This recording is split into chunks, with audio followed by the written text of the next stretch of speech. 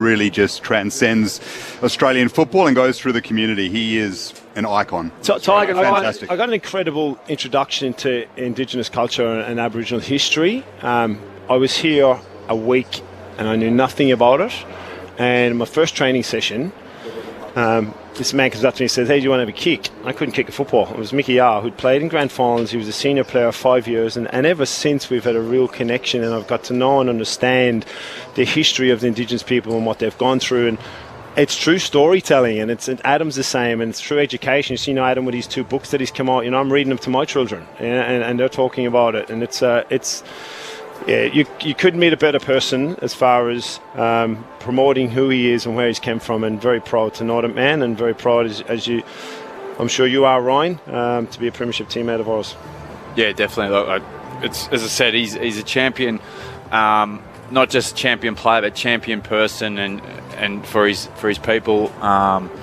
Yeah, and it's great. Just you're right, Tiger. It's great to have the privilege and being fortunate enough to learn this true of mate. Yeah, learn this proud and culture of ours, of our country, through some of our closest mates, and be able to talk about it and have honest conversations, and for them to feel comfortable with us to how to tell their story, and then what that's done for me. I'll be able to tell that story to my kids and anyone in my family, and they understand it, and they respect it, and all that sort of stuff. So yeah, it's a real privilege to sort of be part of this. The welcome is just a few moments away. Indigenous culture and the Indigenous game of Australia come together to celebrate Marngrook, Sydney's contribution to Sir Doug Nicholls' round. This initiative for a Sydney Swans home game has been happening since 2002, and of course the Swans themselves have a rich history of Indigenous talent in more recent times, and the best on ground tonight will take home the Goods O'Loughlin medal.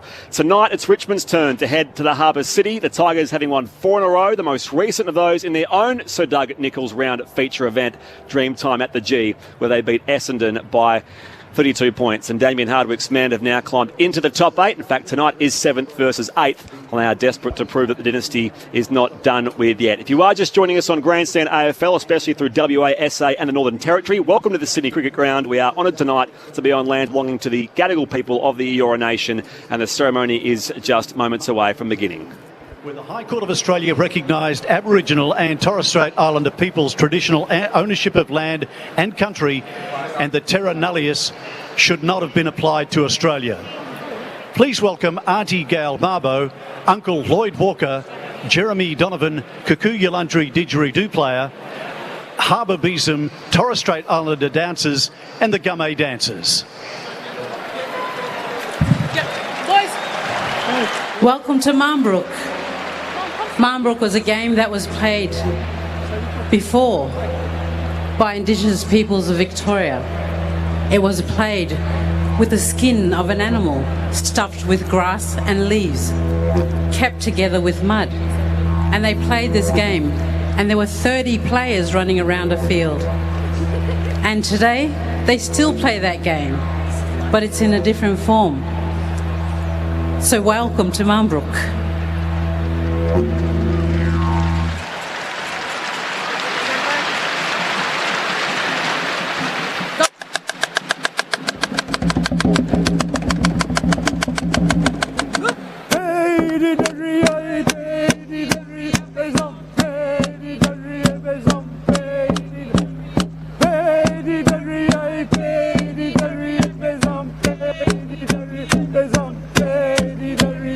Hey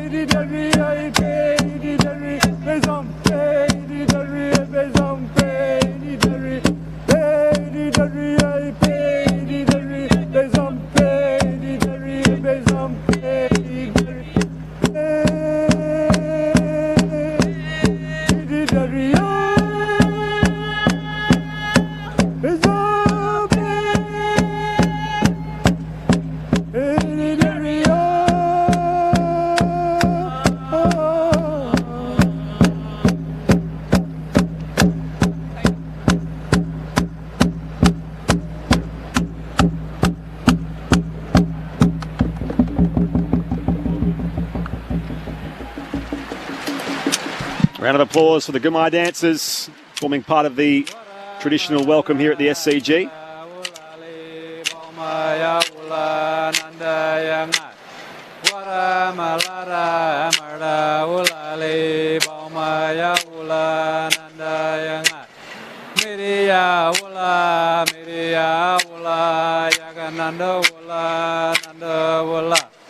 Miriya wula, Miriya wula, Yagananda wula, Nanda wula.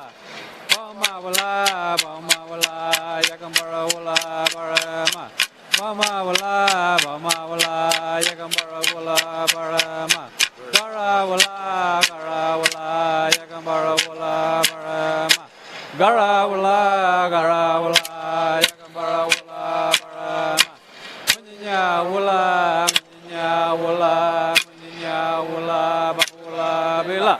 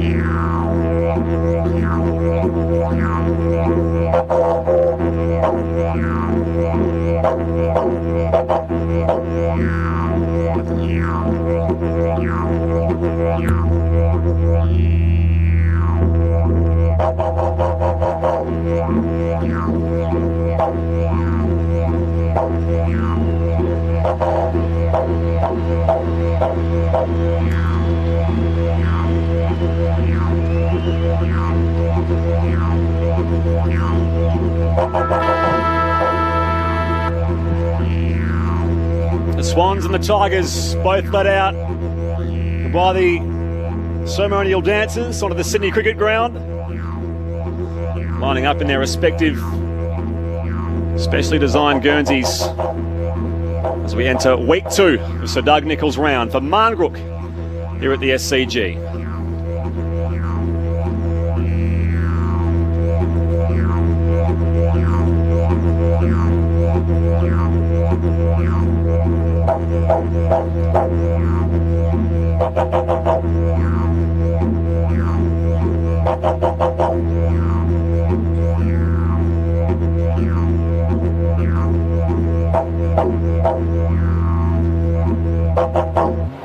The haunting sounds of the didgeridoo greet both sets of players onto the SCG turf.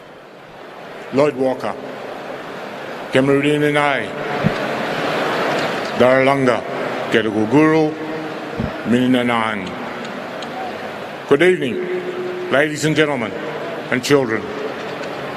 In my opening remarks in the local Aboriginal Language East area, I said, my name is Lloyd Walker. I'm speaking to you in Darawal. We're on Gadigal land. On behalf of the Laperouse Aboriginal community, I'd like to welcome everyone here tonight. I'd like to pay my respects to elders, past, my brothers and sisters, Aboriginal and Torres Strait Islanders over the Oval tonight. My grandfather's grandmother, Mary Russell, was from coastal Sydney. My grandfather's grandfather, Joseph Dixon, was from the Illawarra region. Our people moved freely between the Illawarra and Sydney, with notable identities of the 1800s, Billy Wentworth, Thomas Tamara. We hunt, gathered, looked after the land and the waterways until the formation of the New South Wales Aboriginal Protection Board in 1883, where Laperouse Aboriginal community were relocated. 139 years later, and Sydney growing around us, we still strive to stay on our traditional lands for the next 139 years and beyond. It's my pleasure to be here tonight to celebrate our wonderful AFL Indigenous players, past and present. And I'd just like to say thank you for that wonderful dancing before, and I hope everybody have an enjoyable night. Thank you. Uncle Lloyd Walker with the official welcome. No, look, it's not up the line pass. One line here.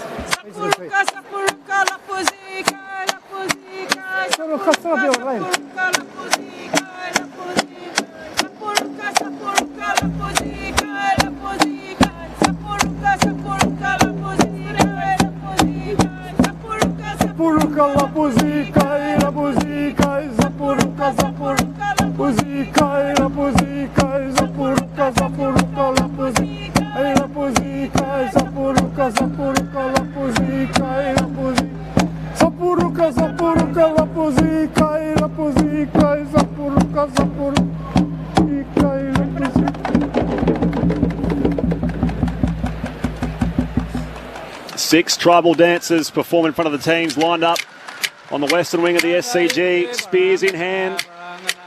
Another moving performance, which we bring to you here on Grandstand AFL.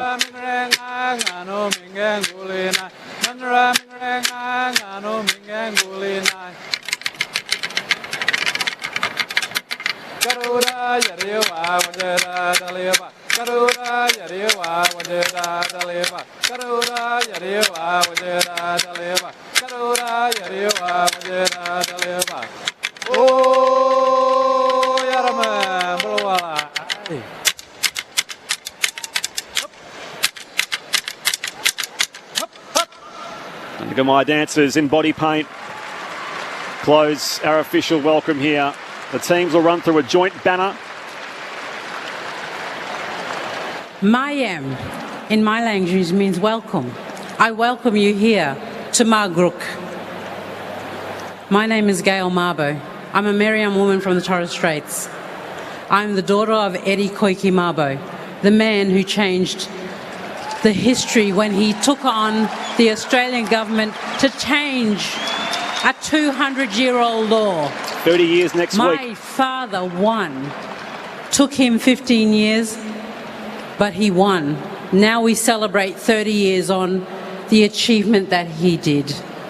I'm so sad that he cannot be here, but I am here to represent him. So Mayam, in my language, means welcome. Welcome to Margrook. My word pictures just can't do it justice. Well, ladies and gentlemen, boys and girls, please welcome both teams as they're about to run through the banner. And that is nice to bring it to you as well in complete, uninterrupted. Just very moving for both of these teams, the Sydney Swans and the Richmond Football Club here, starting round 11. So Doug Nicholls round week 2 at the Sydney Cricket Ground. If you have just joined us midway through that traditional welcome, my name is Brett Sprigg. Daniel Garb will call the action alongside me. Repeating, there is a late change for either side here. So for the Swans, Nick Blakey is out with the flu and replaced by Colin O'Riordan. Robbie Fox is the Sydney Swans medical sub, while for Richmond, a bit of a shame too, because Marlion Pickett is the late out through illness, and he in fact designed Richmond's Indigenous jumper. Of course, they wore that last week at Dreamtime at the G against Essendon, but he is not out there tonight. He's replaced by Hugo Ralphsmith in Richmond's selected side, and Noah Cumberland will debut as a sub. It's debutant as well for the Sydney Swans in Matt Roberts, second round pick in last year's draft, as both teams run through the banner. In front of us on the wing here at the SCG, it is a more subdued approach, save for the fireworks on the eastern wing. But just as always, tremendous to do Marngrook justice here as the crowd continues to file in. Opening bounce 8 minutes away. Ryan O'Keefe, Ty Canelli. How about that on Grandstand AFL? That was awesome. That was so great. The way it was celebrated, and just listening to the story and the dancing, and that's just. I wish everyone, all our listeners, could have seen that, because that was fantastic. You guys have seen this club grow. We mentioned it's the 21st year of Marngrook, the Marngrook game, which predates Dreamtime at the G by a few years. This club has always had a great understanding, I suppose, of its place within the community. It's had two of the all-time greats in Adam Goodes and Michael O'Loughlin. We're lucky enough to catch up with Mickey O just a short time ago for those with us out of the 7 o'clock news. But this club does this sort of thing well, doesn't it, Tig? Yeah, it does. And the diversity and inclusion that they have, and they've got a plan that started 2 years ago, and a lot of that was because one of the directors, Sam Mostyn and Andrew Ireland, were driving, some past players and a lot of people involved, and that's, it's quite powerful and quite strong because we've got such a close link with a lot of Indigenous people, and the club owns it, and the club owns the flaws that we've had in the past, and don't obviously trying to hide things, which is another part of the storytelling of what's happened to this great people. But it's certainly quite touching and a small bit emotional actually, which was quite a lovely touch to come to before footy. It's hard to think about football right now. Yeah, we'll get to the footy in a moment. I should mention the Sydney Swans Marngrook jumper. It was designed by Lua Pellegrini. We were speaking to Michael O'Loughlin about Lua, who is a Goodes O'Loughlin Foundation scholar. She's a proud Wiradjuri woman who grew up in on Darug country. She's studying at New South Wales, just over the road here in Randwick, and is chairperson of the New South Wales Youth Advisory Council. The artwork on the Guernsey is titled Duwabol Yinja Manjigal, which means altogether respectfully, respect, gentleness, politeness, honour, careful, altogether as one. It represents connectedness, depicting the story of the 19 Aboriginal and Torres Strait Islander men who have played for the Sydney Swans, both in the past and the present. And as I say, they do it so well here, the Sydney Swans. The Richmond Footy Club, of course, coming off Dreamtime at the G last week, again wearing their jumper, which was designed by Marlian Pickett. Sadly, Marlian Pickett is the late out for them. Daniel Garb, welcome to you. A message from Julianne Adams on Twitter, listening in Melbourne. Great interview with Mickey O about the Marngrook game, the Go Foundation and his family history. It's hard to get amped up for a game of footy at the moment. We're also moved, having listened to Mickey O and having watched that pre-game presentation, which was just unbelievable. But there is a game about to transpire and a very big game of footy, so we're looking forward to it immensely. I'll get the ball rolling. 7th versus 8th, both sides 6 and 4. Talking about Richmond's forward structure, without Tom Lynch and no Noah Bolter either. We're discussing it briefly before, but it's a bit of a throwback to their first premiership year, 2017. They had Jack Riewoldt, your key target, the Crummers around him, and that is a different approach, which they'll look to try to have again tonight. I think Saul will be the one to play more permanent, which will help Jack. Out. The concern, or the major weapon, that Richmond have for mine is Toby Nankervis.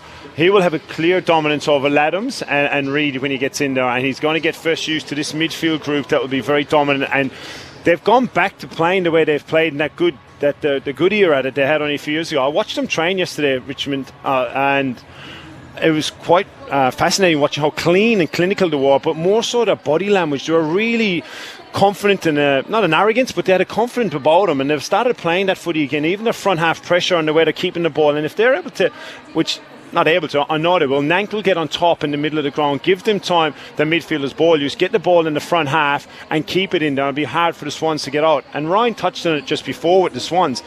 If you get the Swans playing slow football, you'll beat them, and that's what teams have done the past month.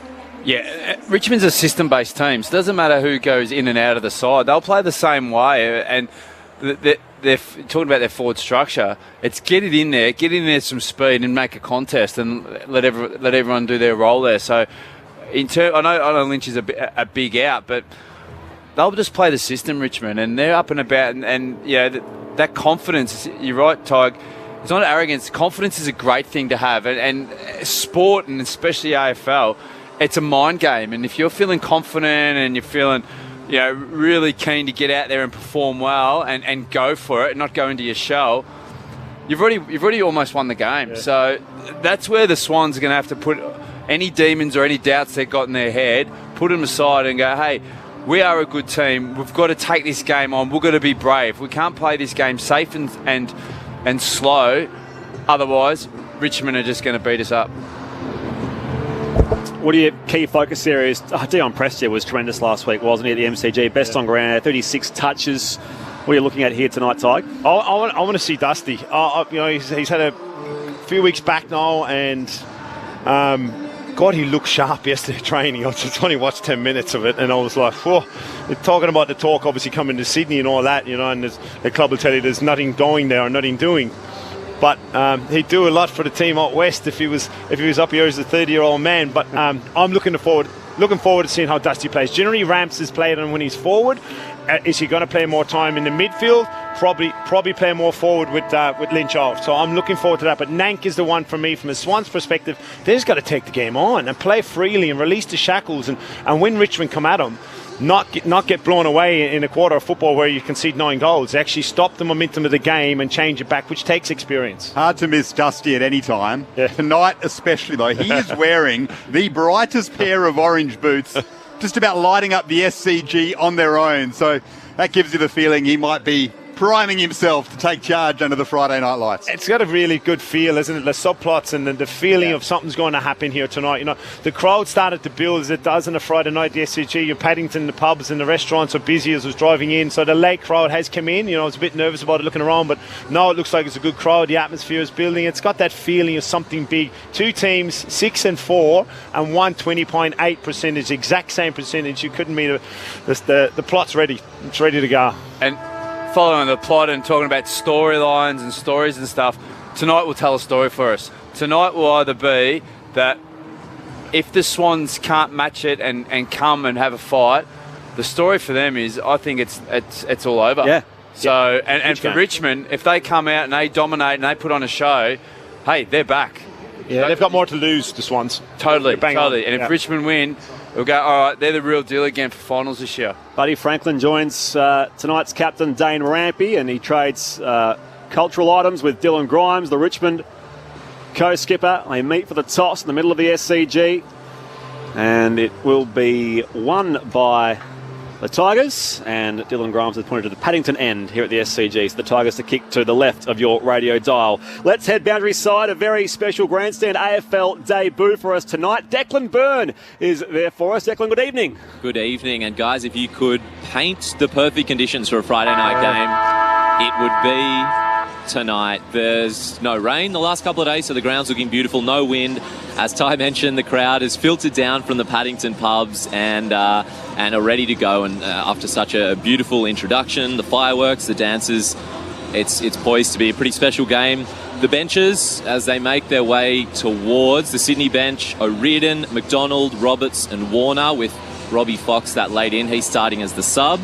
And for Richmond, Morris Rioli, Ross Broad and Graham, and Noah Cumberland, who actually did play 2.5 quarters in the VFL game and then got pulled. So he's making his way to the subs. And yeah, guys, conditions are perfect. I reckon we were in for a highly skilled game of Friday night footy. The last time Richmond played at the SCG, the final round of 2016, they lost by 113 points. Final round of 2016. After that, they went on to win 3 of the next 4 flags. And actually the last time they played was a catalyst for Swans season last year, round 3, when they came out of the blocks and blew Richmond away. You're like, who's this Sydney Swans team? Marngrook means game ball. And it's game on. Friday night, Sydney and Richmond.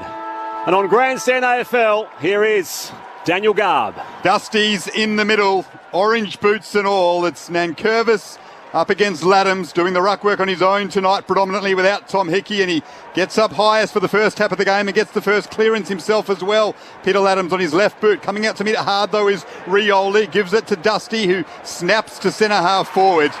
Back there to mark, though, is Ollie Florence, just inside his own defensive 50. For the Swans, chips short and finds Dana Rampy, one of his co-captains.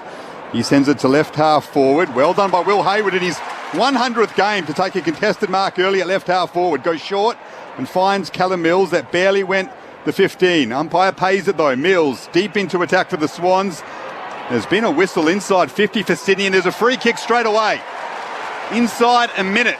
Isaac Heaney being held, I think. It's Sam Reid, in fact, who will take it. So a chance for the Swans to put a goal on the board inside 60 seconds. The umpire down the other end of the ground picked that, so he's done a good job to pick that one out. I know whose hand I prefer to be in, Isaac. Sorry, Reedy. Sam Reid in game 167 makes it 167 career goals, and the first of the night. The Swans strike first. 1 straight 6, Richmond yet to score. Never in doubt there, Ty. Come on, mate. Never in doubt. But that's the advantage of getting the ball in deep, and you know, you're a defender. Early in the game too. Early in the game, everyone's a bit jumpy, holding on the jumper, everything like that. So when the game's hot, just get it to the top of the square. Just get it inside 50 as many times as you can, and something will happen. It's part of the game they need to rectify when the momentum's gone against them, or when they're using the ball later in the game. But certainly early in the game, get it in and just put some doubt in the opposition. Sam Reid, a previous Goods O'Loughlin medal winner, 2019, kicked 6 goals against the Pies on Friday night that year, 3 years ago. An important night for him as well, as one of those 4 inclusions. Matt Roberts on debut here for the Swans as well. From the restart, and Laddams against Dan Curvis. One down here. Edwards tries to parry it away here for the Tigers. Spent by McInerney. Bounces back to Laddams. His kick really goes nowhere. Slapped back by Edwards here. The Tigers through Cochin on the bounce. He gets a bump here from Papley. Loose football gathered by Vlostone. Hand pass back to Short inside 50. A tumbling ball. 3-on-3 down there. Nankervis tries to find a bit of room. Picked off down there by Lloyd. In goes Rowbottom as well for the Swans. It's wrapped up 20 out from Richmond's goal. We'll ball it up at the Paddington end, where it's 1 straight 6 the Swans. Richmond yet to score through the opening 2.5 minutes. Interesting just watching Nankervis from that centre bounce charge forward and trying to stretch Laddams. Nankervis palms it down to Dusty. He tries to kick it out of mid-air. Callum Mills is watching him closely. Ball in dispute deep inside 50 for the Tigers. Here's Braden Campbell under pressure. And Tom McCartan with him. Gets the handball to Laddams, who puts it on his left. He started well, Peter Laddams. The left half back for the Swans. 2-on-1 against Sam Reid. Does well to make a contest though. Baker's there for Richmond, as is Vloston, along with Errol Goulden. It's over for a boundary throw-in about 60 metres out from the Tigers' goal. Sydney 1 straight 6. Richmond yet to score. We've gone 3 minutes. And that's what the Swans got to do to Vloston. Vloston's lets his player go up and he would just sit back to be that extra number. Reedy's done well to make 2v1, bring it to ground. 3.5 minutes played here. Back in it comes. Mills had it worked away from him. Edwards slides in, beats Parker to the football. Off the deck by Rowbottom, and now Goulden runs out of space. Helped over there by Edwards, who's been busy here for the Tigers. Boundary throw in again at left half forward for Richmond. Just watching Sydney bringing up Papley up to the stoppage. At the back of the stoppage is a forward. Sydney playing with 5 forwards forward of the ball. Vloston's behind, and it's alone. It's their winger that Papley's coming up to pick up in Prestia. ABC Sport, this is Grandstand AFL. Friday night, round 11 gets underway. Laddams hacks it out of the air, sliding into mark here, Haywood on the commentary wing. Short ball here for Lloyd. Kick was almost picked off by Prestia, worked away by Baker. Wrapped up there this time again, Lloyd on Prestia. Ball jars free at half forward for the Swans. Haywood goes inside 50, Buddy leads up and marks. 30 out, 45-degree angle in the left forward pocket. So Sydney want even numbers around the stoppage. So that instead of having a sweeping winger in Prestia or Bolton, they've actually pushed her forward up to even a number. Now that gives Richmond a spare behind the ball in Vloston. What that means is Sydney coming out of the stoppage have to be very clinical and clear, and they can't bomb it out of the stoppage because we know how dangerous Vloston is. And that's exactly what happened with Sydney. They lowered their eyes. It looked like Papley, who was shooting through, actually was going to get it. So they used the ball really well coming inside 50. Lance Franklin, a Wajak Noongar man from out west. His boots tonight, painted by Darren Dunn and his son Kuriani. He lets fly from 35, and it's across the face for a minor score. 1-1-7. The Swans have the first couple of scoring shots tonight. Richmond yet to score. 5 minutes played. I'll have to get my hands on those boots. They look amazing, actually. Yeah. I'm not sure about that tactic, Ty, because, especially if Richmond put a lot of pressure on, you'd want to be able to just kick it forward, and if how Richmond love to rebound off their back half. It's obviously clearly a tactic. They want to even up the number, isn't it? Let's see how it goes. Swans win it back off the kick in. Florent to Parker. His kick inside 50, though, is marked by Robbie Tarrant back there. Handball to Prestia, who now switches it. The left half back for Richmond. McIntosh kept his feet well and gathered it once the ball hit the turf. Handball inboard. Released up the wing by Jaden Short via a big handball. Mills first to it, though, for Sydney, and they win it back in an important area. In fact, Callum Mills is infringed upon by Camden McIntosh and wins the free kick on the wing. Pokes it up to half forward. Yeah, part of trying to get Papley into the game, I feel, for Sydney as well. Get him up around the ball, and he's got his hands on the ball now a couple of times, and he's got another free kick deep for Sydney. And now it's been reversed. It's been reversed. That is so silly there. What's happened, Ryan? Isaac Heaney got decked by Vloston off the back of the play, but then Wicks came in to be tough guy, and then decked Vloston and got reversed back again. That's just silly. Baker, short kick to Daniel Rioli. Just nurses it up the line for McIntosh. On the commentary wing, western side of the SCG, thumps it long to half forward. Revolt in the hole, going up in there, Tom McCartan. Rampy at the back, over around the football. Lloyd dumped in the tackle, knocked away by Castagna. Dustin Martin in there as well. Mills can clear. High ball beyond defensive 50 here. Where can the Swans get to? Grimes spills the mark. Hand pass off to McIntosh. Warner goes in hard here for the red and whites. Alpha left half forward. Prestia here, slung to ground. Big tackle, and the umpire says, let's ball it up. Between wing and half forward, it was a nice effort from Hayward. It's a stoppage on the wing again. Sydney 1-1. Richmond yet to score. 7 go on first term. Hasn't Peter Latham started well? 4 disposals, 3 contested possessions, a couple of clearances in the ruck on his own. Dusty wins this one though at left half forward, puts it inside 50 for the Tigers. Off hands, here's Shai Bolton, look to snap, handball to Prestia, and now to Hugo Rouse-Smith, lines up on goal, and he's got the first for the Tigers. The late in after Marlian Pickett was a late out, Hugo Rouse-Smith, and he's kicked Richmond's first. The Swans 1-1-7, Richmond 1 straight 6. Geez, that looked clean there, Tigers. But I'd be sending the run out to Wicks, getting him straight off there. Isaac Heaney had a shot on goal, which would have been a goal that would have gone back for a centre bounce, and that's a result of that absolute poor discipline. Sorry, that's just not acceptable. Yeah, it wasn't great from Sydney, but how clean was Dusty there on his left? Actually, see the vision, pull the ball. He was running boundary side, and he's pulled it across his body to the left. And Shea Bolton was very clean, and that good composure from Prestia. And what about his haircut? Kicking that goal. Oh yeah, Declan Byrne on the boundary. You wanted him dragged, Ryan, but instead Brett Kirk went out and just had a talking to Wicks. So gave him a few bum pats, a few words. They've gone to kinder approach. We'll see if he can maybe get a goal back for them. He's not New generation. He's not the bad cop, is he, Kirky? No. It's Zin. Let's probably get out there and get down and do a bit of meditation at the SCG for a couple of seconds. Ralph Smith with the goal. Richmond respond. Swans by a point here early. Waiting for a clearance. Out to meet the football. Lost and slung to ground by Rowbottom. The umpire says it's going to be a ball up.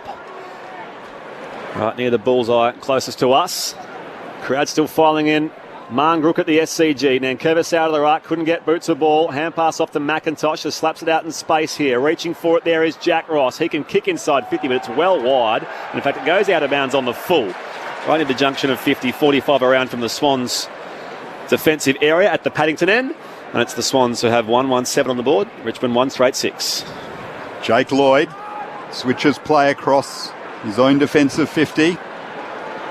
Finds Tom McCartan. How about the job for young Josh Gibkiss?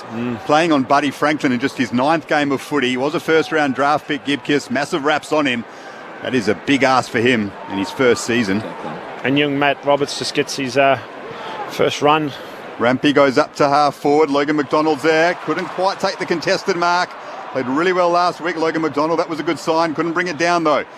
The Swans win it back at half forward. Here's Heaney, just outside 50. Lines up on goal, Isaac Heaney. It's just across the face. A couple of bounces and through Foray behind. So the Swans move out to 1-2-8. Richmond 1 straight 6. Both teams are looking very clean at the moment. The ball's zinging around, no fumbles. So it's a really high standard of football. Probably just need a bit more composure, didn't he, Isaac, there on that occasion? He had a bit more time. Down to Declan Shaw. It's a turnover. Boston from the kick out. It's picked off Errol Goulden. And he's marked 45 out, slightly left of centre. So a clanger from Vlosten from the kick out. Opportunity here for Goulden. Right on cue, Ryan. Both teams effective by foot. Turnover. Yeah, they have been. It's an entertaining game of football to watch, isn't it? 23 touches last week against the Blues, Errol Goulden. 9 goals on the year. There he is on the approach. On his preferred left, but it's a wobbly-looking ball. There's no one on the goal line. They get there late, and it's helped through for a minor score. The Swans 1-3-9, Richmond 1 straight 6. 10 gone in the first quarter. Declan Byrne on the boundary. We'll just keep an eye on co-captain Callum Mills for the Swans, who came off hobbling there. Looks all right, not getting any treatment, so just keep a watch on that. Another turnover by the Tigers, this time by Liam Baker. It's picked off by Paddy McCartan at right half forward for the Swans. Sydney on top early. Here at the SCG on a Friday night. Great McCartan kick. centres it now into a dangerous area. Floating across to take an excellent mark is Luke Parker. Well spotted here in the commentary box. And Luke Parker marking above his head. He'll have a kick from 35 metres out directly in front. Parks is a great mark for his I was just looking down the line, and there was Nankervis and Grimes waiting for it. A dumb centre-half back to bomb it back in as we do as defenders. But, Paddy pulled it off line and allowed Parks to mark it, as we know is a good mark. The 3-time best and fairest winner in game 246, Luke Parker. There's another goal on the board for the Swans. They are 2-3-15. Richmond 1 straight 6. Not that I'm saying Paddy's dumb, but it's just he was drafted as a forward so. Yeah. But look, that's it. That's the repeat entries and just getting it in there and not trying to be too cute. Like when you try and be too cute, sometimes and you turn it over shallow. As good as Richmond are on the rebound, it's going to be deadly. So you got to make sure, just get it in, get deep entries, get it in quick. It's well coached because they would have looked at that vision and put that Nankervis getting back, or Grimes loves straight down the line kicks, long inside 50. Pull the ball off the line a small bit and prepare for that. And you're relying on an opposition winger more than a key defender or a ruckman to intercept the mark. So well coached and executed really well by the Swans. By the way, Jeremy Donovan is playing the didge from the front row of the members' stand tonight after every goal, which is it's a nice touch, of course, given the theme of the night, of course, Marngrook. So Doug Nichols' round rolls on in the AFL. Laddams back in the middle, wins it down only as far as short. Sends a high ball inside 50 for Richmond. Ball from behind Tom McCartan. Picked off half back by the Swans. Can they keep possession here? Kick to row bottom now. Warner hurries it up the line here towards half forward. Grimes gets loose, takes the mark. Good separation against Haywood. Takes the intercept, chest mark at left half back for the Tigers. He's such a great defender. He's one of the best in the business. Haywood started well in game 100, but he was worked off it easily there by Grimes. But floating across to win it back for the Swans is Paddy McCartan. At half-back, he is 5th in the league for intercept marks, Paddy McCartan, and he might be up to 4th. He's taken a couple already, I think, in this game. Starting to get there too, Paddy, isn't he? He's putting good miles and good games into himself now and becoming that real damaging intercept defender, which is very, very important in the modern game. Swans up by 9 points. Midway through the first term, here's Justin McInerney on the wing. Puts a high ball up to Isaac Heaney. Over his head, though. But he's won a free kick, Heaney. I think Gloucester went into his back. So another chance for the Swans to go inside 50. Callum Mills runs back out there, so he's okay. Declan Bird mentioned earlier that there was an early concern for him, but he rejoins his teammates on the field. Swans bring it back in, marked by Rampy on the logo, members' side. On that preferred left boot, high inside 50. Hayward wants to sit, and it's going to come at the expense down there of Broad, who's won the free kick. He got some contact in the back of him, but they even go the free kick to go to Tarrant. Broad got the contact, but Tarrant will take the kick from the left back pocket. Comes wider still here to Jack Ross for the Tigers. He can just thump it long beyond defensive 50. Up to the wing. Front position is Jack Rewalt. Punched away from him. There's Dusty first on it. Handballs backwards though. Good tackle by Haywood on Nankervis. A man just about 3 times his size, but he held on strongly there, did Will Haywood. Will have a ball up just inside the centre square. Nankervis, second in the league for hit-outs. Adams doing very well against him at the moment, though. Handballed forward from that pack. Heaney couldn't collect. Graham and Mills locked the ball up, and we'll have another ball up in the exact same spot. What makes Nankervis such a great ruckman? It's not just his hit-outs, his follow-up. He's just so competitive when he hits the ground. He's just as good. Swans by 9 points as Mills puts a tackle here on Graham. It comes loose. Near the centre circles, comes back to Warner. Nankervis wraps him up. Ball comes free again. It's going to be incorrect disposal. So Warner threw it. Richmond free kick. They take the advantage here. Edwards goes inside forward 50. Martin takes the overhead mark. It was nice and easy for him. And Dustin Martin is 45 out, slightly left of centre. What the Swans plays on quickly here. Connects from 49. Rides it all the way home. It's going through just about goalpost height for Richmond's second. He's a lovely kick of the ball. Doesn't that look good at the SCG? Dusty Martin kicking bombs from 50. He's found his way in. 2 straight 12. Richmond trailing Sydney 2-3-15. 15 gone first term grandstand AFL. How's that going, do you reckon? The club denies it, but look, there's something there. He's spent summer in Sydney. He's spending time in Sydney and weekends. So it's a great city to live, mate. That's right. So why wouldn't there be conversation? Money, don't worry about that. Dusty doesn't have any. And you'd be silly as ball clubs not to look at it, obviously. The Giants and the Swans. Yeah, I think if he's loving the city, they might be nodding out. Look, he's a contracted player, but we can talk about that at half time. What does that mean today? If you look at the game, though, what the Swans have got to be really mindful. As soon as any stoppage or clearance, the Richmond forwards, midfielders are bolting forward. Dusty went forward. Kocher goes forward. You've got to watch that. Yeah. A special sight when Dusty strikes the ball like that. Sydney 2-3-15. Richmond 2 straight 12. Almost 16 minutes gone here in the First quarter at the SCG in front of a healthy crowd on a Friday night. Sam Reid in the ruck now. The second attempt taps it forward. Rioli's there for Richmond. Parker sockers it off the ground. It goes inside 50. Picked up by Heaney. Quick handball. Falls the way of Warner. Handball over the top to Papley. Tapped it over his shoulder. Snap on goal from Hayward. Superb from the Swans. Will Hayward in game 100. And that was showtime by Sydney. Very Richmond-like.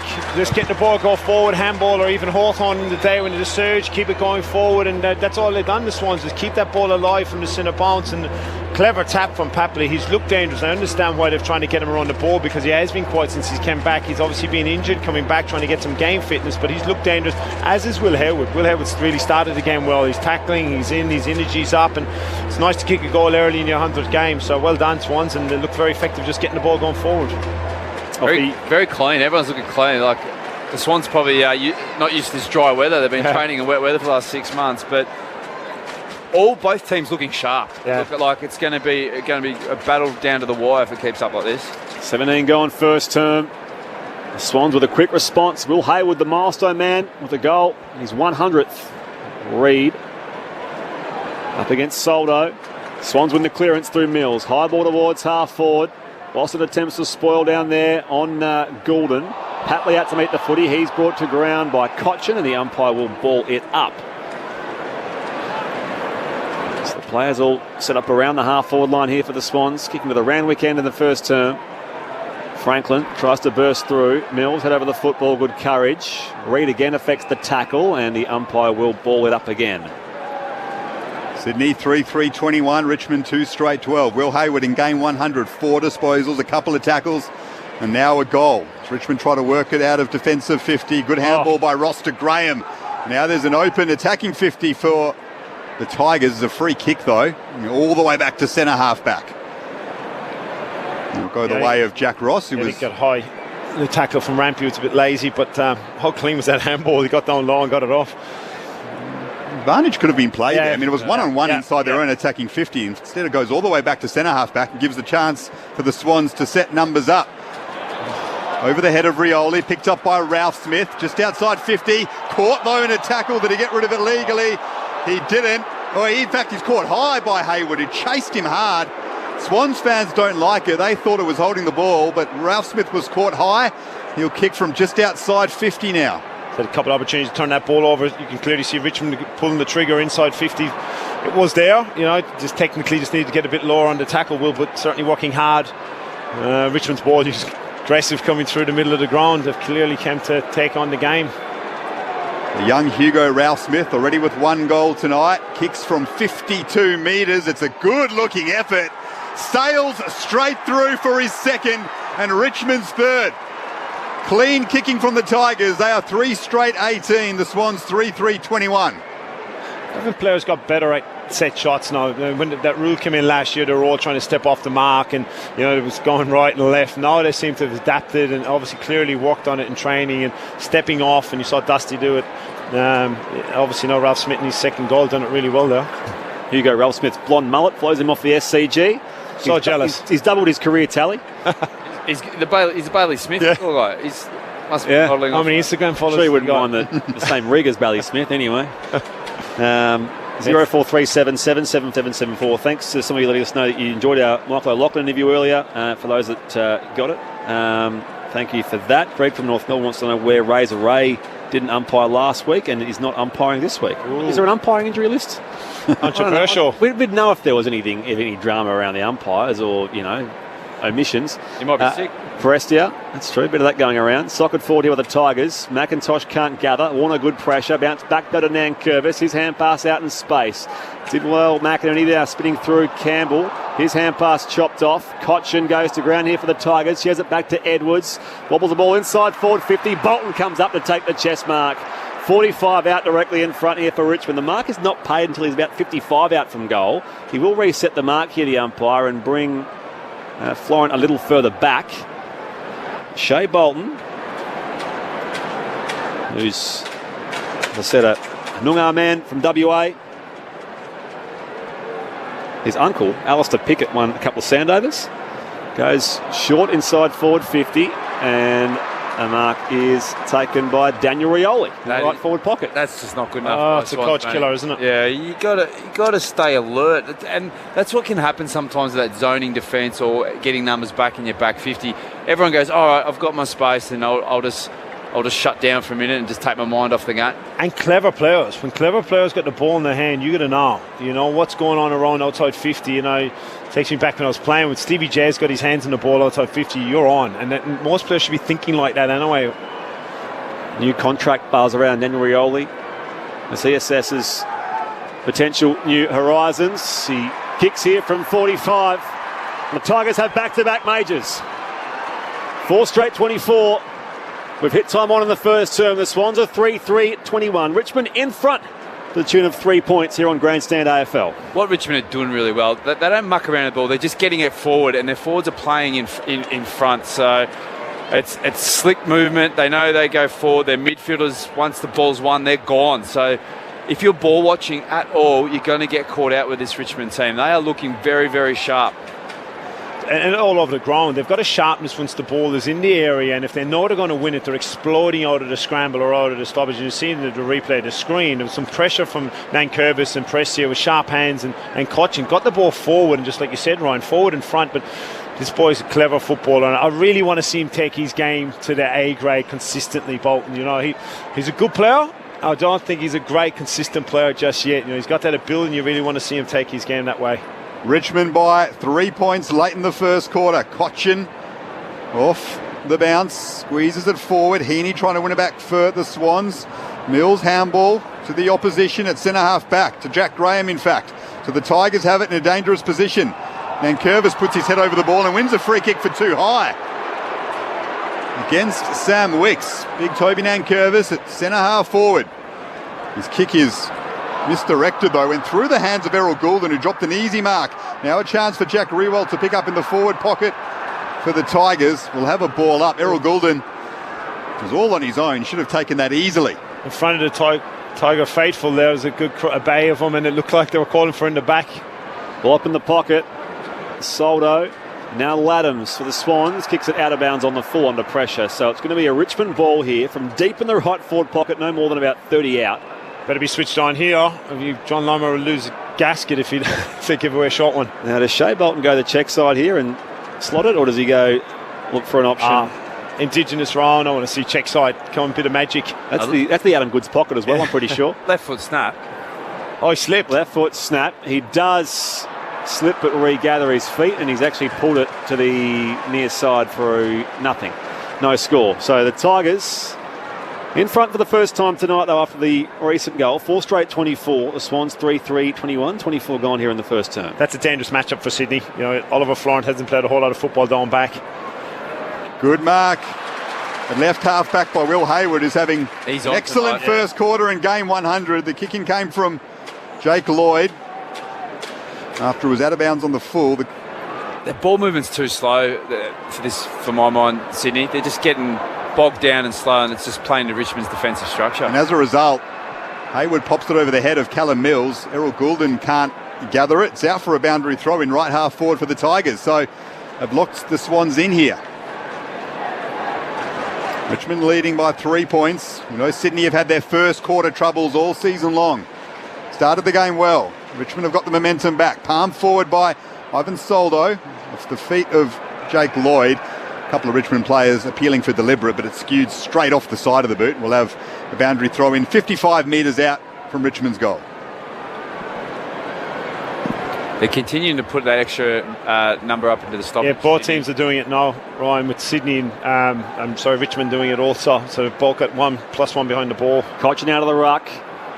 First hands to it. Dispossessed. Now Campbell taken high by Edwards. Umpire says play on. Gathered here by Lloyd in defence for the Swans. The umpires again let them play. A bit of a rolling maul here as Edwards goes in hard. Now Robertson for the Swans can soccer it beyond defensive 50. Parker in turn as well to the wing. Clever here for Reid. He was outnumbered though. Dumped, lost the footy, and now it's going to be a tackler awarded on the outer side. Grimes, who got in first. So sharpen that corner, aren't they? They're really sharpening an opportunity to get a handball off. Richmond by 3 points here.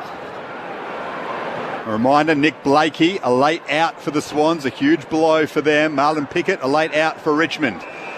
As the Tigers leading by 3 points.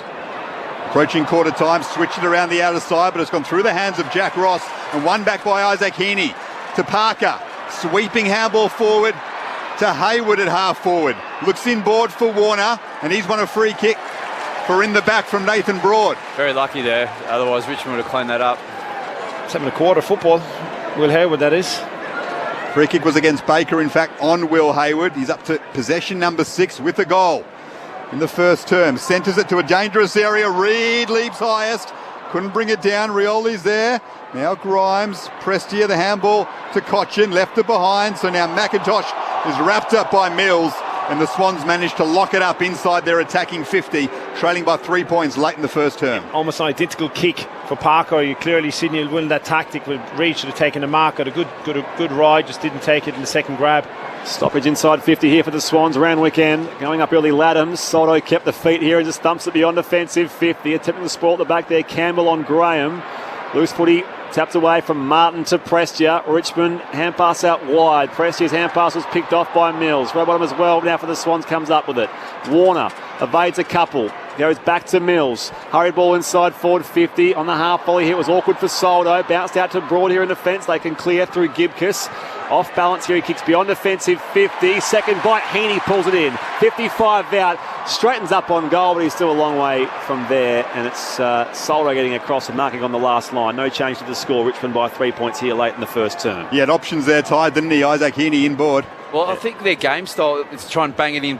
They've got to be a little bit more composure because Richmond will get used to it and they'll start picking everything off from now on. That's always the second one where you're a bit more composure. His second shot under 50, he saw the goals and went for it. You back a player like that, but he's better than that. They have a bit more composure to pull the trigger, and there were some options inside, certainly. His eyes lit up. Ollie Florent did well, though, as the ball was released from defensive 50 for Richmond to rise above Nankervis and spoil it. So we have a boundary throw in left half forward for the Swans. One back by Warner. High ball on his left. Broad watches it closely, as does Grimes. It's off his chest. And we'll have a boundary throw in just inside 50 now for Sydney, who are 3-3-21. Richmond 4 straight 24. Here's Brett Sprigg on ABC Grandstand. Oh, nice atmosphere. Friday night, Marngrook at the SCG. Back in it comes. Soldo and Laddams get tangled up. Cochin, again, first hands, although it wasn't nice execution by hand. It's picked off by Gordon, who slides out, runs out of room on the eastern side. We'll throw it back in between wing and half forward in the Swans attacking half. 28 and a half minutes played. 0437 774 774, our SMS line as always. You can send your questions, Cheerios, thoughts, whatever you like. Ty Canelli and Ryan O'Keefe on Grandstand AFL. Now a free kick going Richmond's way for a hold that will go the way of the big man Soldo. A lot of free kicks again. Is it just me being the biased goggles on, or what? With Sydney getting free kicks against them again tonight in this quarter? It's the dumb ones in the ruck. You've got to stop those free kicks in the ruck. Soldo goes up the wing looking for Nankervis. Off hands, Mills is there, try to get the quick handball away. Slapped forward by Martin though. Picked up by Justin McInerney. It's centre half back. Dangerous kick inside the middle of the SCG. Franklin's there, tries to win it back for his team. He can't. His opponent Gibcus wins it instead. Handball to Edwards. Now to Graham. Now Dustin Martin. His kick is undusty-like, but it falls fortuitously for Rioli. Inside 50 now for Cochin via the handball. Falls to Shane Edwards, who snaps on goal. Bounces beautifully though. A lucky off break, if you like, and through for a major for Richmond. Their 5th of the night, courtesy of Shane Edwards. They are 5 straight 30. The Swans 3-3-21. And what Richmond do really well, they go forward, but they get numbers to the contest. So if someone's under pressure or it bobbles out, there's someone else there to clean it up, and then they get it going forward again. So that's why they have the confidence to take the game on and go forward, because they work hard to get numbers to the contest to clean up any spillage or any misplay. It's another turnover goal from Sydney. Sydney had the ball coming through, and as you know, Ryan, playing the SCG and you're coming through that centre wicket when it's a bit dewy and wet, if your kick is off at all, you can't move your feet as a receiver, and you generally can't get to the ball. Oliver Florent's kick was off. Richmond turned over the ball and go forward, and they're being very clinical forward of the ball. Declan Byrne on the boundary. Yeah, you can tell Richmond are in a good mood. Revolt's been down here just talking to the crowd and revving the Swans fans up, so they're enjoying their footy. A rather informal approach for tonight from Jack Revolt. As Nankervis goes in hard here, wrapped up by Rowbottom. Martin bursts through traffic here. gathers the football, takes on the tackler Mills, lost the footy. Umpire says play on, and now Jaden Short is taken to ground. The umpire will ball it up again. Isn't Dusty in the mood? 7 disposals in the first quarter with a goal to his name. Tigers by 9 points here. And Curvis and Laddams. Laddams holding his own. Swans move it forward. Well done by Grimes, though, opposed to Reed. Just edged him away from the contest and took the mark. Goes inboard, though. It's almost a turnover. Went through the hands of Parker. Managed to win it back at ground level to Rowbottom, who snaps it high inside 50 now for Sydney. And Reed, this time, reads it better than Grimes and is marked. 45 metres out directly in front, Sam Reed. He has 1 goal to his name already tonight. I was just about to say, how good is Grimes after winning that last 1v1 contest? I rarely see him beaten in a 1v1, and the ball comes back inside the forward 50, and Reedy gets hold of him. Sam Reed back into the team tonight. Only his 4th game of the campaign. Strikes it from just outside 50. It's just going to fade across the face and through for a behind. So the Swans, 3-4-22. Richmond 5 straight 30 late in the first quarter. It's really important the Swans make those contests and marks, or at minimum bring it to ground. And kick straight, Ryan. Look at the score. Yeah. You know, it's just 3-4 to 5 goals. It really hurts you. It's a story Sydney season a bit. On the kick out, and Rioli goes beyond defensive 50, out with 2-on-2 on the O'Reilly wing. Soldo affects the contest here. At the drop, unmarked Edwards, hand pass off the Martin, slipped over the centre wicket. Pressure from Reed, gathered by Edwards here for the Tigers. Back to Baker around the corner. A little too deep this time for McIntosh.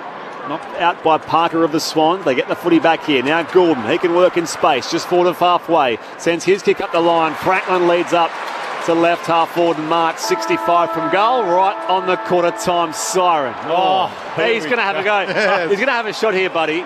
He would be 75 out.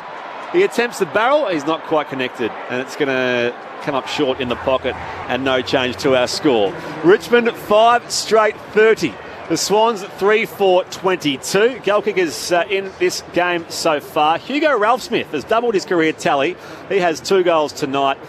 Richmond's other goal kickers, Edwards, Martin and Daniel Rioli. Meanwhile, Hayward in his 100th game, Parker and Reed. Reed was the first goal kicker of the game for the Sydney Swans, who trail by 8 points at the first change on ABC Radio, News Radio and ABC Sport Digital. This is Grandstand AFL. Ever heard of Helpers High? The satisfaction, literally, I cannot define in words. By volunteering our time, we feed our own positive mood and boost our overall physical and mental health.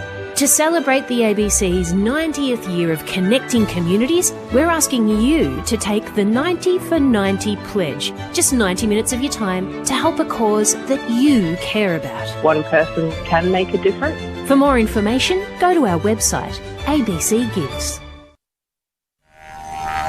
This is Sir Doug Nicholls Round. Grandstand AFL. On ABC Radio and ABC Sport Digital. Dusty wins this one, though, at left. Half forward, puts it inside 50 for the Tigers. Off hands, here's Shai Bolton, look to snap. Handball to Prestia, and now to Hugo Ralphsmith. Lines up on goal, and he's got the first for the Tigers. Another turnover by the Tigers, this time by Liam Baker. It's picked off by Paddy McCartan at right half forward for the Swans. Sydney on top early. Here at the SCG on a Friday night. McCartan centres it now into a dangerous area, floating across. To take an excellent mark is Luke Parker. 3-time best and fairest winner in game 246. Luke Parker has another goal on the board. Ball comes free again. It's going to be incorrect disposal. So Warner threw it. Richmond free kick. They take the advantage here. Edwards goes inside forward 50. Martin takes the overhead mark. It was nice and easy for him. And Dustin Martin is 45 out, slightly left of centre. Plays on quickly here. Connects from 49. Rides it all the way home. It's going through just about goalpost height for Richmond's second. Rioli inside 50 now for Cochin via the handball. Falls to Shane Edwards, who snaps on goal. Bounces beautifully though. A lucky off break, if you like, and through for a major for Richmond. The Sir Doug Nicholls Round. On ABC Radio and ABC Sport Digital. Marngrook 2022 at the Sydney Cricket Ground. You're with Brett Sprigg alongside Daniel Garb. We call the action. Declan Byrne on the boundary. Richmond 5 straight 30 to Sydney 3-4-22. To get the thoughts of our experts on Grandstand AFL, Ryan O'Keefe and Ty Kennelly. Yeah, look, it's been a cracking game of footy as we spoke about during that first quarter. Both teams look on and look like they're here to play, and the Swans Swans have been taking the game on, and you can see what their style, their game plan is, just to bang it in. But I think what's happening now, Richmond is starting to settle into their game. They're getting that extra number behind the ball. Unless the Swans take a mark, like Reddy took a good mark before and had a shot on goal, Richmond are going to get that rebound off the back half going. And you mentioned it in that quarter two, Ty. The Swans have got to take the most opportunity. 3-4, their goal kicking accuracy lets them down at big games, and scoreboard pressure is the most important pressure and the most important stat you can have. But Richmond, what they're doing, they're just playing with confidence. They're winning the ball at the source, they're supporting their contest, and they're just getting it going forward, and their numbers are flowing forward. That's why it's so important for Sydney. If they want to get on top of this good Richmond outfit, they have to win the ball at the source and get it going forward and hold it forward, not let it get a rebound. Yeah, and just being clinical. Yeah, I think it's the difference between the two, the clinical in front of goals. And Sydney be playing well. Richmond clearly are very sharp around goals, and a couple of easy goals. That Shea Bolton one, that pass off really was that assist to Ralph Smith was a relatively easy goal. Dusty's one was a relatively easy goal. They're easy goals to give away.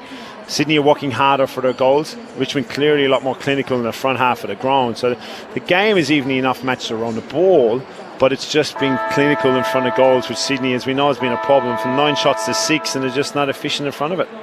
Some stats for you to quarter time. Callum Mills was off for about 5 minutes, getting bandaged up or having something attended to. Still managed 8 disposals, if you don't mind, and 4 tackles. He averages 5.6 tackles a game for the season. He's up to 4 already at quarter time. He had 13 here against Essendon a couple of weeks ago, so he's making that a feature of his game this season. Luke Parker has 8 disposals as well. Will Hayward having an excellent game, 100 so far. 6 touches for him, a couple of tackles and a goal. And Laddams as well, rucking on his own in the absence of Tom Hickey. 6 disposals for him and 3 clearances. Shane Edwards, busy for the Tigers, 33 years of age. Some people had written him off about a month ago. Not to be. 21 disposals last week, 8 in the first quarter here.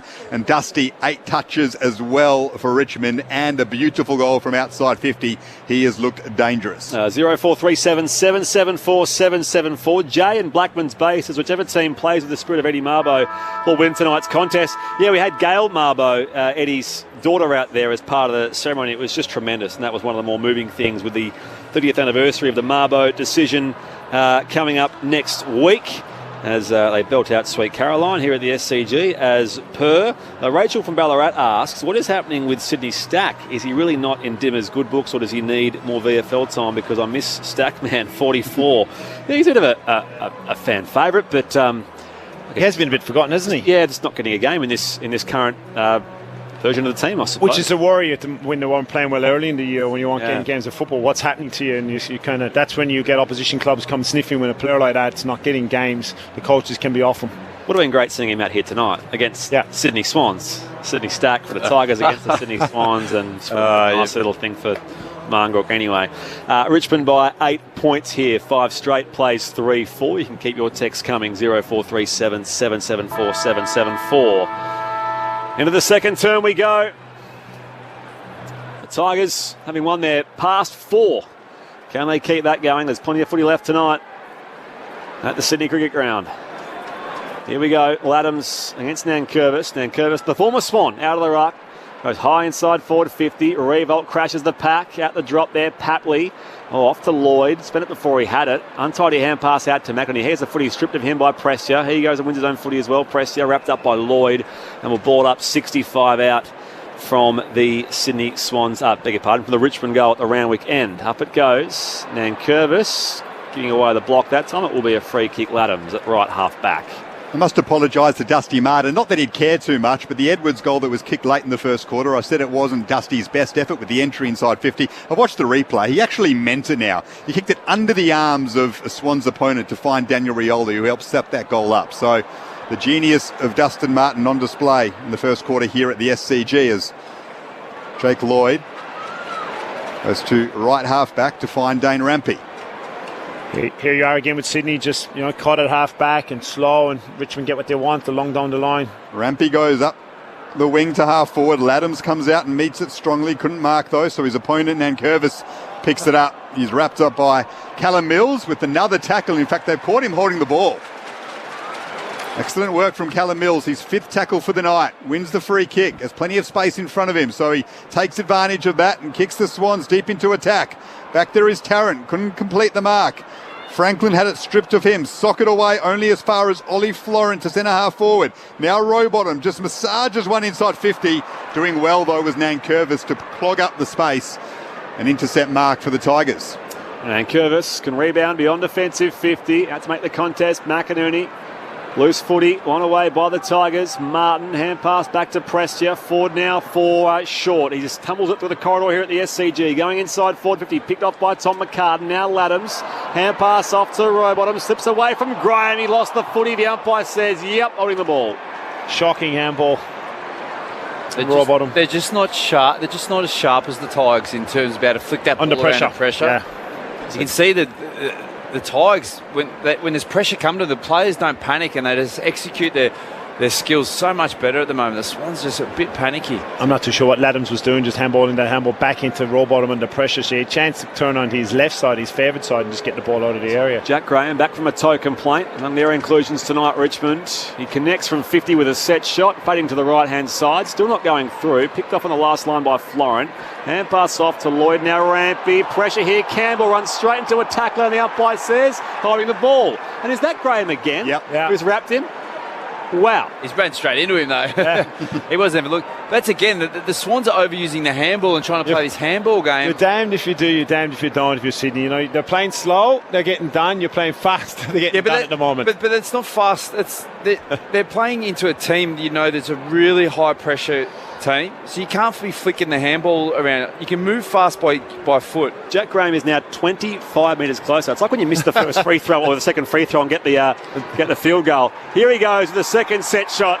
This time makes no mistake. Richmond a clean 6 straight, 36 with the first goal of the second term. The Swans are 3-4-22. Margin 14 the Tigers' way on ABC Sport. This is Grandstand AFL. You don't get to see that too often, do you? Graham was quite funny. It's quite difficult for Sydney. They're trying to get the game going now, and then you're in a pressure team deep in your back 50. It's the wrong place to be trying to take the game on, and you prefer them to go a bit slower. So they've got their ball movement balance all out of whack, and they need to correct it quickly. It's more we want.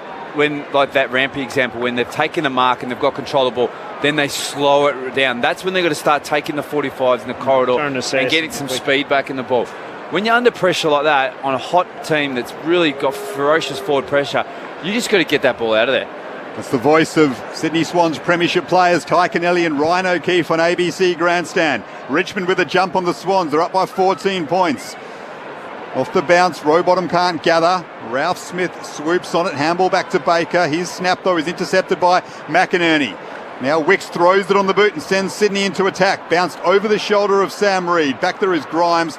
Watched closely by Heaney. Well done by Grimes to spin out of trouble. Did superbly. Gave it to Gibcus, though. His kick is wild across his own defensive 50. It may be deemed deliberate. It is. It always was going to be. That's always going to be. It's stiff, but... And Parker goes quick with the free kick and finds Heaney in the pocket. He'll kick from 25 metres out in a very tight angle, though. Snap. Yeah, you go the right foot. He looked at right foot snap it. But it was the kick from Goulden, in fact, who was very quick to react. He was almost in the front row. He was so far back from the boundary line, but saw Heaney in the pocket on his own. Found him. Swans need this one. Isaac Heaney's snap is shallow, though. Through for a behind. Swans aren't kicking well. 3-5-23. Richmond 6 straight 36. That's the difference at the moment. Tigers by 13 points. He's a better player than that. Kicking from 45, probably snapping it. It's a very hard thing to do. They've still had two more shots at goal, the Swans, as Voston pumps it long beyond defensive 50. Revolt on the contest on the wing. Down to Martin. He does the crumbing. Steps inside Rampy. Wrapped up. Got rid of it in time, though. Umpire says play on. It's bounced off the shins of Jake Lloyd. Straight here to Bolton. Wrapped up here a second time. The umpire says let's ball it up. Sydney are getting absolutely smashed on the ground ball. It's a free kick. Free kick going Bolton's way for something. That was the remonstration of the umpire. Okay, loads up inside forward 50 as it's knocked out of bounds here. 30 around from the Tigers' goal. And that was all Jake Lloyd was saying. How's that not a free kick? Because he fended me off. So he put his arm out to say he tried to fend me off. That's holding the ball, and the umpires paid that. So we'll throw it back in. 30 round from the goal, the round weekend. Back in it comes. Soldo and Laddams. It's Ross, the hand pass. Too hot for Dustin Martin. Picked off by the Swans and Rowbottom. Rowbottom looks for Buddy Franklin. 2-on-1 against him, though. It goes over the head of Franklin and Gibkiss. Tarrant's back there for Richmond. They do well to win it back, the Tigers. Gibkiss to Grimes, and now McIntosh on the wing. His customary position has time to send Richmond up to half forward. Dusty's there. Well done by Laddams, though, to win it back. Gives it to Goulden, who has time. Goes inboard, though, but over the head of Reid. Mark was dropped by Grimes, so Sydney can reclaim possession. Here's Warner, throws it on the boot. Tigers are back there, and Isaac Heaney has infringed on Liam Baker. Now the Tigers play out quickly from half-back. Yeah, short. Goes to find Ross. Sweeping hand pass across to Nathan Broad. Beyond defensive 50 now. They switch to the outer side. Marked by Vlosten. Just behind the wing in front of the O'Reilly stand. Ross gets in space again. Call to play on now. Loads up. I'll converge right on the pan of 50. Up they go. Paddy McCartan with a spoil at the drop. Nankervis back to Prestia. They go again inside 50. Martin tries to get some separation. Rampy comes across in front. Bolton gets there first, though. Hand pass off to Ralph Smith. The Tigers again go back inside 50. Higher ball toward the hot spot. Revolt wants to sit, won't quite get it. And Reid has to thwart any further advance by just knocking it through for a rush behind. So the Swans under pressure in defence as well. It's Richmond now by 14 points. 6-1 plays 3-5. 8 minutes played second term here at the SCG on Friday night. In the absence of Nick Blakey, Jake Lloyd entrusted with bringing the ball back in, which he's done plenty of times in his career. Gives it to Braden Campbell, left half back, up to the wing. Again, Franklin outnumbered by Gibkiss and Tarrant. So the Swans have to equalise head of the ball now. This is playing into Richmond's hands. They're just rebounding, and the Swans' ball use isn't good enough to get through it. It's got to be smarter with your ball exiting your D50. He's a young player, Braden, but he's a better ball user than that. Cochin just pops it over the top and finds Jack Rewell. That was far too easy for the Tigers. Tarrant won it back. Short inboard to Edwards. Edwards to Cochin, and he found Rewell. The veterans combining for the Tigers. They've kicked easy goals. Sorry, Gabby. They've kicked easy goals all game. Richmond. They've turned the ball over. It's the fourth turnover goal, and they're going for the seventh goal, and all turnover goals really, as far as turning the ball over. Sydney's poor ball use coming out of their back half has been a problem. Yeah, but it's the way they're set up, and I think their game plan is to get it long, but you can't get it long if Richmond's got an extra number there. Jack Rewalt kicked 4 goals last week. Got the 18th most goals kicked in the history of the game, and he's got another one to his tally. Richmond well and truly on top here at the SCG. They lead by 20 points in the second quarter. They are 7-1-43. The Swans 3-5-23 down to Declan Byrne on the boundary. Yeah, you're spot on, Ryan. The Buddy was double teamed, even triple teamed, and then it came back into the Richmond forward line, and Reid, who was the spare back there, just didn't get up to Rewalt, and they took an easy mark. So the spare not working for the Swans and working well for the Tigers. And what the spare in your defence does too, for what it does for Richmond, is it helps in defending and taking intercept marks, but what it does, it gives you extra number to get your ball use going and find a free player. And sometimes then the Swan spares getting lost and can't locate it and shut it down. It's hard sometimes to set it up from a kick-in, and that's probably that came from a kick-in goal. It's a kick-in turnover, so sometimes your forwards can get up. You're right, though, as far as a forward set up anyway from stoppages. You want to see Sydney even up forward of the ball now because they're getting done. Tigers by 20 points. We start back in the middle. On the bounce, Mills. Hustled out of it by Martin. Cochin, the former skipper, off to Nankervis. Sweeping hand pass out wide. Lost it off half back and just thump it high inside forward 50 here for the Tigers. A little too wide of Rewalt. Spell comes from Lloyd. It's out of bounds for a throw in. 45 around from the Tigers' goal. By the way, speaking of fringe players, as Rachel was mentioning earlier on the SMS line, the VFL earlier, the Swans won that by 4 points just over the road here at Lakeside Oval. Lewis Taylor kicked the winning goal. He had 38 disposals as well. Speaking of forgotten players, Quizzy Taylor. Richmond by 20 points. Nankervis grabbed it out of the ruck and he was infringed upon, according to the umpire, by Laddams. So Nankervis will kick from 55 metres out, right half forward for Richmond. It's a dangerous position to be in of your Sydney team because of the experience of Richmond, and they've got Obviously tails up, and Sydney are looking flat for mine. They've looked flat the last 5 or 6 minutes. And Curvis has responded well in the ruck in the second quarter. The former Swan, it's a long ball from a long way out. It's going to miss narrow side though, through for a behind. Richmond 7-2-44, Sydney 3-5-23. The Tigers have won their last 4 straight. The Swans have lost 3 of their last 4. Troubling times for the Sydney fans at the moment. Concerned faces around the SCG. This is better now. Sydney have got equalised ahead of the ball, so it is possible to do it from a kick-in. Now they've got opportunity to compete. Play on by hand. Lloyd went by hand to Paddy McCartney. He's got to compete. Straight to Daniel Rioli. It's hard to compete with that ball. Rioli at left half forward. Pokes it on further now. It's marked out there by Ross. At left half forward, high inside forward 50. Oh, it's been shut by Edwards, who can snap and goal. He was in best position, did the crumbing, was waiting for it, said thank you very much. And Shane Edwards has his second goal tonight. And the Tigers extend their lead up to 27 points. 8-2-50 plays 3-5-23 midway through this second term at the SCG on Grandstand AFL. You're right, Tig. It's going to be hard for them to come back now because Richmond are experienced. Now they've got the game on their terms and they'll just grind this game away. I'm going to call it early. I can't see this one's coming back. You've gone the full Anthony Green. I'm calling it now for Richmond. They can't come back. There's a lot of worrying signs from a Sydney perspective, and because of Tigers Richmond, I can see why you've called it early, but just Sydney are looking rattled and just looking flat, and it's halfway through the second quarter. There's a lot of concerns here, and I'd said it before the game. There's a lot of talk. Now is the time for the Sydney team. There's a lot of worrying concern here when I'm looking at what's happening with the Swans and the lack of fight to get back into this game. Brilliant by Richmond, though. They lead by 27 points. Shane Edwards with a couple of goals. Dusty's just called a basketball-style huddle inside 50. That's where he resides at the moment. They look well and truly on, the Tigers. What a showing by them in the first half so far. We'll have a secondary bounce in the middle. Richmond by 27. And they've got the clearance again. They work it forward through Jaden Short to centre half forward. Cleared though by the Swans. Matty Roberts now on the ground for his first game. Couldn't gather it for Sydney.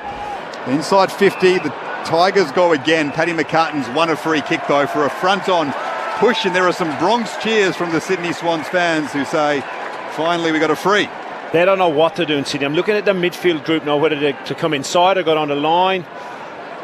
Paddy McCartan goes down the commentary side, front up in front of Gibcus. At the drop, Roberts.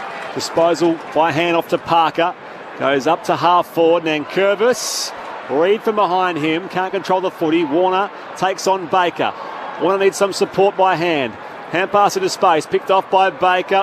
Grimes under pressure now. Mills closes in. Gibcus coughs up the footy as well. Haywood shrugs away the Rioli tackle. It was nice work from Rioli. Parker goes to defend here. 35 from goal. The umpire's going to say that will be holding the ball. He did have time. Yeah. He did have time, Luke Parker. Took on the tackler and lost. Richmond free kick at right, full back. The Tigers lead by 27 points. Richmond do well just to get to the contest and they support it. They've done it all. They've done it for 5 or 6 years, but they're doing it better now in the past month than they've done it for the last 2 years as far as getting the numbers around the ball. You watch this contest, it's got long down the line and they'll get their players to the front of the contest or even get extra numbers to the contest. Richmond with all the answers at the moment. Ball in dispute on the wing, picked up by Paddy McCartan, sends the Swans back into attack. Vlosten rose highest, couldn't mark. Wins it back though, Nick Vlosten, the champion for the Tigers. Meeting it quickly though is Braden Campbell though, just outside attacking 50 for the Swans. He's wrapped up by Cochin, will have a ball up. And I think Jake Lloyd would be seething because Parker was caught holding the ball, doing the exact same thing that Shea Bolton did in attack for the Tigers, but he gave away a free kick in the end for dissent, did Lloyd.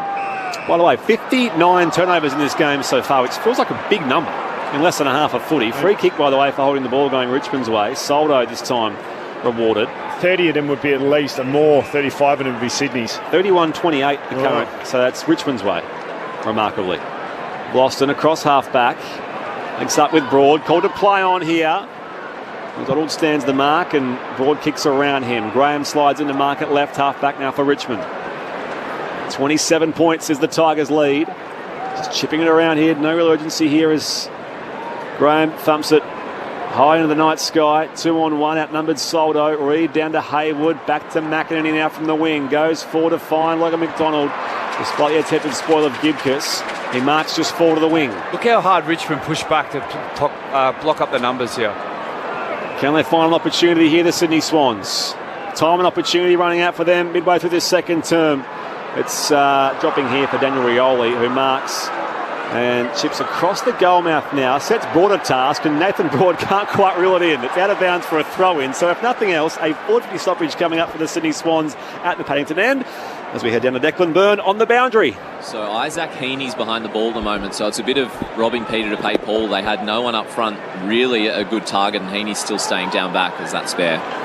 They're trying to just stem the flow and cut a bit of Richmond's momentum there. Tigers by 27 points. Boundary throw and inside 50 for the Swans though, and Goulden caught Rioli there, stripped him of the football. Swans fans howling for holding the ball, and Richmond have won a free kick. Yes. They are not happy here at the SCG. I don't know what more Errol Goulden had to do there to win a free kick. Somehow he's been caught holding the ball. I think he was holding the ball. You pick the ball up when you're on the ground and you get tackled, you're in trouble. You drag it in. But, yeah, there was a free kick there before that. I think Rioli was caught holding the ball first. He sends his kick up to the wing. Campbell's there with Castagna, and they see it over for a boundary throw. And as the boos ring around the SCG, frustrated Sydney fans, nothing going their way. They trail by 27 points. Free kick count 16-9 so far Richmond's way. Not to suggest that they're not there, but maybe a couple of them have been a bit dicey. Back in they come. Ira throw in, Reed to the front. Ross there for the Tigers. He slides through.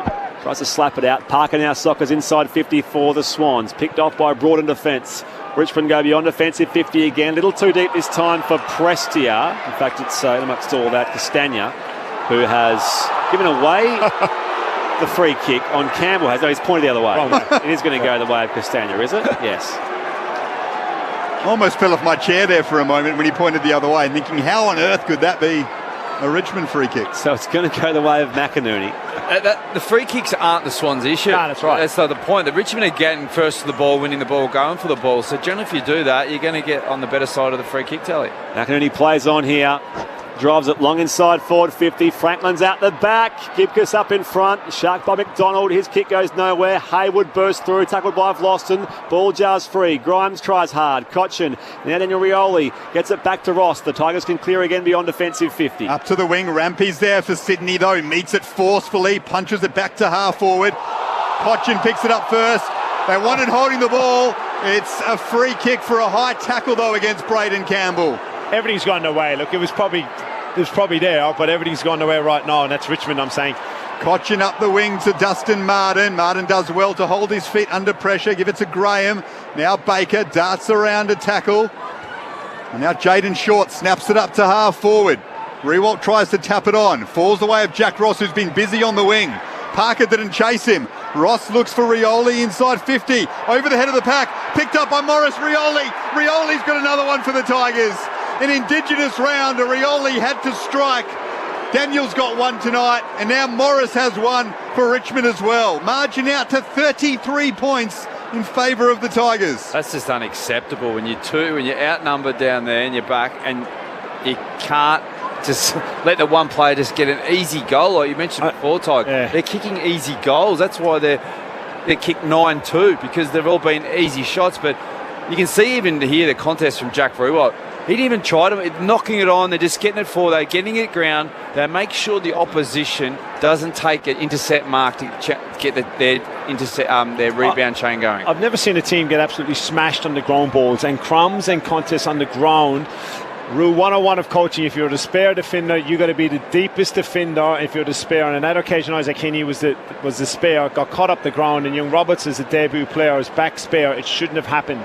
Declan Byrne on the boundary. Haywood's hobbled off, getting a bit of treatment on his ankle. Parker wins the clearance here. High ball inside 50. On the half volley here, Gibcus out to greet it now. It's brought to ground, and the umpire will ball it up. 40 out from Sydney's goal. This could be Sydney's season. You know, you're saying they've got Melbourne next week. You know, and they got a week off after that. So this is a real worry now. In the time on now in the second term, Tigers by 33. Hurried forward here by the Swans. Going up here, Grimes is paid the mark or the free kick. Take your pick. Same result. Richmond ball in the left back pocket. They lead by 33, as I mentioned. Swans forwards quiet. Franklin and McDonald only 2 disposals. Papley only with 3. Just good to watch on Richmond. Sorry, Garby. Richmond defence been superb so far. Nankervis sends it up to the wing. Heaney floats across the pack. Look at the numbers in the ground. All Tigers. Scooped in by Graham. That's a throw. The reason is... And 50 for dissent. Gave the umpire a piece of his mind, did Jack Graham. No, he didn't give the ball back. He didn't give Sorry, the ball apologies. The reason they get good numbers, because they're predictable. Everyone's on the same page, so they know where the ball's going, especially out of their back half. So they get their numbers there and they work on their craft. Everyone knows how Richmond's going to play, but they execute it better than opposition. And they've looked like, we said it pre-game, it looks like the Richmond of old. The way they're kicking the ball to a contest, getting numbers there, they've got a hunger for the contest, win the contest and get the ball forward. And we know how clinical they are. Oh boy, do the Swans need this. It's in the hands of Braden Campbell, though, who's a beautiful kick. And he matches... exactly what I say. That's a beauty from Braden Campbell. So the margin back to 27 points. The Swans make Richmond pay from that 50-metre penalty. Something beautiful about a left footer kicking a goal, eh, Ryan? Yeah, only the best. But he's got a beautiful kick. But we talked about Richmond getting easy goals. It's the first easy goal for Sydney that they've got in this game. Declan Byrne on the boundary. Polite Sydney Friday crowd is not so polite. If I had a swear jar down here, I'd be rolling in it. Hayward's got the ankle re-strapped, putting the boot back on, so should be good to get back on, but was in some real discomfort. At least you know with the Sydney swear jar, it'd be notes, not coins. 27 points the margin, so the Swans peg one back, but Richmond still so strong through this first half. So we're approaching half-time here. Laddams against Nankervis. Back underway. Laddams goes up. Tap down to Warner. Good read of the bounce. Off to Parker. Back to Warner under pressure. What was he thinking there as pressure affects the bump? Might work out okay though. Warner off a step. High ball towards half forward. Little too deep down there for Goulden. One away by Broad. Slapped out the back here. Papley lurking. Back to Goulden. Received it. Hand pass back in the corner for Warner. Off a couple of steps. Warner can go all the way to the right-hand side for a minor score. Swans 4-6-30. Trailing Richmond to a 9-2-56. Margin 26-23 go on second term. ABC Sport. This is Grandstand AFL. They're those opportunities they've got to get. They've got to take those ones. Yeah. Richmond are capitalising on those little half chances. Mini response here by Sydney as we approach half time. Still the Tigers by 26 though. Pretty obvious for Tigers are going. As Grimes brings it in up to the wing over the head of Rewalt. Well done by Florent to gather for Sydney to Parker. And now back to Florent with the handballs. They move it back 20 metres now with a kick. They go another 20 metres backwards all the way to Mills. They keep control of the football. Mills now switches it across his own defensive 50 line to Rampy. And up to O'Riordan. The late inclusion tonight, Colin O'Riordan for Nick Blakey, who is a massive laid out with the flu for the Swans. So you can't go around the press, and that's what Sydney are trying to do with Richmond. Slow play, trying to get the ball from one wing to the next. You can't go around it because they're so good systematically to actually set up and guard the space. They've got to go through it with legs. Broad affects the spoil on Goulden. It's out of play for a throw-in on the outer side. And you could see the speed Rioli, he covered 3 marks in a row then to hold the play up. That was amazing. We won't get a stat for it, but that caused that turnover. Back in it comes. Roberts for the Swans. Knocked it out to Parker. Hand pass finds Florent. Back here for a whistle on play. It's going to be a free kick going the way of the Swans.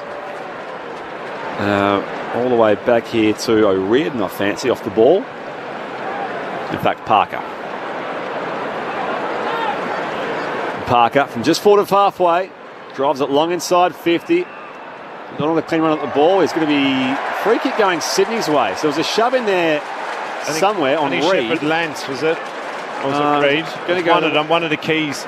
Sam Reed's going back to claim the free kick. He's going to go the way of Sam Reed. So Ralph Smith was facing the other way and just took him out.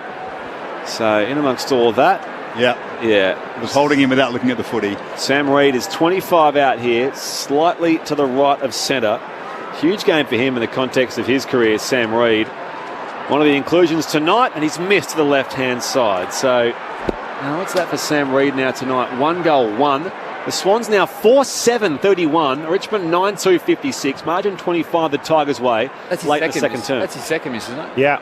He missed Yes. two. Oh, 1 goal, 2, you're right, Yeah. yes. That's the story, a bit of his career, isn't it? Bad kicking is bad football, as they say. Grimes goes to the pocket, finds Tarrant. Ugly kick up to the wing that favours Laddams, but it went through his arms and then through his legs. To Richmond win it back through Martin, and now Prestia. Short ball, only went about 5 metres. Ross picked it up though. Handball over the top by Prestia to Short at centre half forward. It's an open goal square. Jaden Short sends it there. One bounce and through.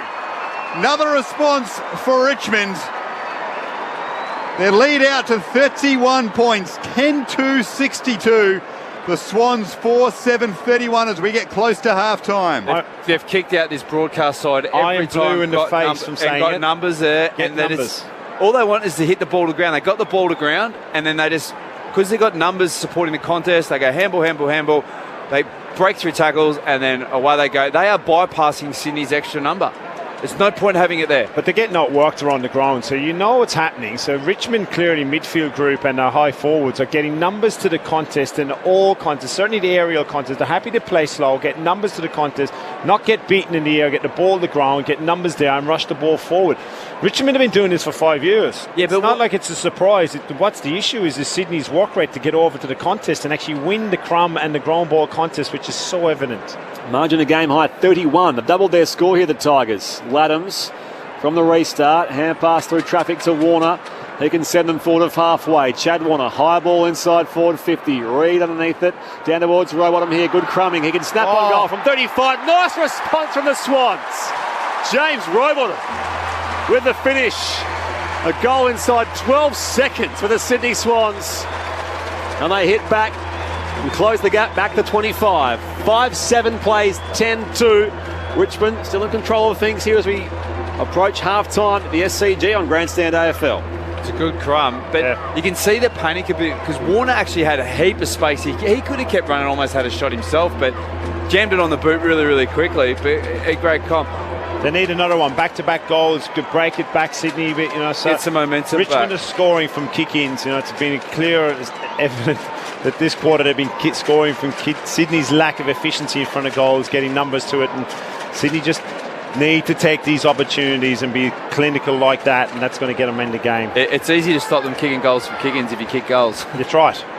Enthralling contest here at the SCG. Richmond on top by 25 points, but the Swans hanging in there. Big goal by James Rowbottom. Mills tries to soccer it forward, does well to smother the effort from Short, and now Sydney can win it back. Warner snaps it into attack. Bounces off the arms of Franklin. Warner swoops on it first. Brilliant by Chad Warner. His handball, though, only as far as Baker, who does well on the left, under pressure to find Camden McIntosh in the left back pocket for the Tigers. His kick goes up the wing and over a pair there. Castagna and Campbell. Castagna wins the foot race, taps it to his advantage, taps it to half forward. Back there sweeping, though, is Heaney. He's found a teammate up on the wing. McInerney marks on the second bite. Almost good at that time with McInerney. He plays on now, in space. Kicks up to half forward. Hatley marks 48 out from goal. Does he have the hoof for this? He's calling for options. Hatley going back now and may fancy himself for the set shot now. Is there going to be He's looking for the 50. For the stand? Oh, hang on. It's going to be reversed. Yeah, it's against Franklin. Franklin gave away off the ball. Bit of push and shove off the ball here. So Franklin it was tied up against, was it Gibcus, the young bloke, Cochin. So it's going to be Tigers bringing it away from half-back. Graham makes a contest on the wing, just ragdolls his opponent. The umpire's going to say holding the ball. Franklin caught Cochin high, most certainly. So underneath all of that, Lloyd hands the footy back to the umpire, back to his opponent. Now Martin goes deep inside forward 50 here for the Tigers. Tom McCartan up in the contest. Careful, here's Bolton lurking. He runs out of space. We'll throw it back in. 20 around from the left behind post. Deep in attack for the Tigers at the Randwick or southern end of the SCG. Seeing a replay there of the open palm from Franklin on Cochin. And it was there. That was the reversal, and Cochin made sure of it. The second too. one now been reversed for Sydney, obviously with Wicks in the first quarter, but how dangerous are they forward? Richmond by 25 points. Buddy frustrated, perhaps only 2 disposals and 1 behind. Sydney under pressure. Campbell slugging the tackle, picked up by Shea Bolton. He'll snap and kick another one for Richmond. Tigers doing as they please. Margin back out to 31 points, 11-68. Swans 5-7-37 and Shea Bolton's on the board now. They're so dangerous when the ball's on the ground, isn't it? The ball bobbles around. The speed on the ground. They swoop on it. They're clean. And they're just making the most of the opportunities. They've had eight inside 50 tackles now for the half. So their pressure inside the forward 50 has been elite. It's a forward 50 stoppage. I think it was Campbell that had the handball. It was a loose handball, got it out. But their speed, and even that ball that came in from Dusty, that long kick, the speed of their smalls to get on that ball, they look so dangerous on the ground, and they're getting after them. And Sydney look a bit jumpy. The defence, and that's why their forward structure has always been 2 bigs to bring the ball to ground and 4 quick guys that can do what they've been doing. It puts on defensive pressure and crumb ability and scoring options. There's a question about Lynch being out of the team. Is it a big thing or not? Well, not really, because of their impact on the ground. Already 9 different goal kickers for Richmond tonight. On the restart, Laddams follows up here. It's been good. The hand pass off the run of to O'Riordan, off to Chad Warner now. Goes inside forward 50. Reid was down in back play, but Franklin's up in front and controls the overhead mark. 35 out directly in front. But they're still creating opportunities, the Swans. Yeah, just got to take them, Spriggy. You know, this is the first time I've seen Lance mark the ball over his head in 3 years. And it was clear, high. It was actually great to see. But they just got to take them. They got to take these opportunities. The downside of it was they needed a back-to-back goal. You know, Richmond answered the one before from Rob. Well, he knew he had the much slighter Josh Gibcus behind him, who's all of 75 kilos. Listeners, that was a great mark here. Grimes off. Even Rance was has to capitalise here for the sake of a contest tonight. Franklin 40 out, straight over the goal umpire's hack. Buddy has entered the chat right on half time. Richmond 11-2, 68. The Swans 6-7-43, maybe back to 25. Not long to go in this first half. Declan Byrne on the boundary. You've mentioned a few times how clean Richmond look and maybe missing Blakey, the Swans, but Warner's had a few touches down here at ground level and he's looked the cleaner, so turned it round for them in the last sort of 5 minutes. That's Chad Warner. So whatever team does really well against Richmond is when their key forwards are taking marks. We've seen any team that's got on top of Richmond. That's what the Swans, Logan and Buddy and Reid, they have to start taking some marks like that. That's when Richmond get a little bit jumpy going forward. Warner is having a big quarter, up to 14 disposals now. Hard to believe he's only played 25 games of football. As the halftime siren goes, Tigers in control. They lead by 25 points off the back of 4 wins in a row. They are 11-2-68. The Swans hanging in there, though, with that goal to Franklin just before the halftime siren. 6-7-43 under the Friday night lights here at the SCG. Goal kickers to half-time. Edwards has 2 for Richmond. So too does Hugo Ralphsmith. Both of his were in the first quarter. Shea Bolton, Jack Graham, Dustin Martin, Jack Revolt, Maurice Rioli, Daniel Rioli and Jaden Short also on the board for them. Meanwhile, for the Sydney Swans, all single goal scorers: Braden Campbell, Lance Franklin, Will Hayward, Luke Parker, Sam Reid and James Rowbottom. Margin 25 points at the half. Our experts are Ty Kennelly and Ryan O'Keefe. Well, we've spoken it to death, Tig. I think during this first half, Richmond they're playing Richmond of old, or when they were up and flying. Tigers of old, 5 years ago. It's a long time in footy, Springer. But what the Swans aren't doing is they're not winning it at the contest, and they're not working hard to support and get numbers at the contest where Richmond are, and getting it forward and capitalising when they go forward. Swans are getting opportunities, but they're not making the most of them. And if their big key forwards, like Logan McDonald, Sam Reid and Buddy, can start taking some marks, that's when the Richmond's defensive unit get really jumpy. And that's why, for me, I don't like Sydney playing the one behind the ball. I'd rather see them even up the contest, around the contest and forward of the ball, so that Richmond don't get their intercept marks and start their rebounds. Again, a lesson on ground balls and how to win the ball from the contest, and I'm talking about contested possession on the ground. It's the Richmond style as what we saw certainly the last 2 weeks, and they've got the last 4 weeks, but their mojo is up and about. You know, they're going to be dangerous and very difficult to win from you. You know, you can sense when Sydney are up and about there in the late in the quarter that Richmond got, all right, we'll get our hands back on the ball, we'll get the ball forward, we'll go a bit slower, long to the contest by Cochin, forward 50 stoppage. They get the stoppage, then they get the goal and they get the momentum back. They've got a lot of experience on the side the way they're playing. Sydney have had the chances, just haven't been clinical in front of goals, and we said it at quarter time, and it's got worse. You know, they've had 15 shots from 32 inside 50s, that's 47%. You know, at Richmond are 14 shots from 22 inside 50s, it's 65%. So it's a clear story of the game, the efficiency, and it's a story of the year for Sydney, not taking those opportunities and not being clinical in front of goal and not being sharp with their ball use or providing opportunities for the teammates in the front half of the ground.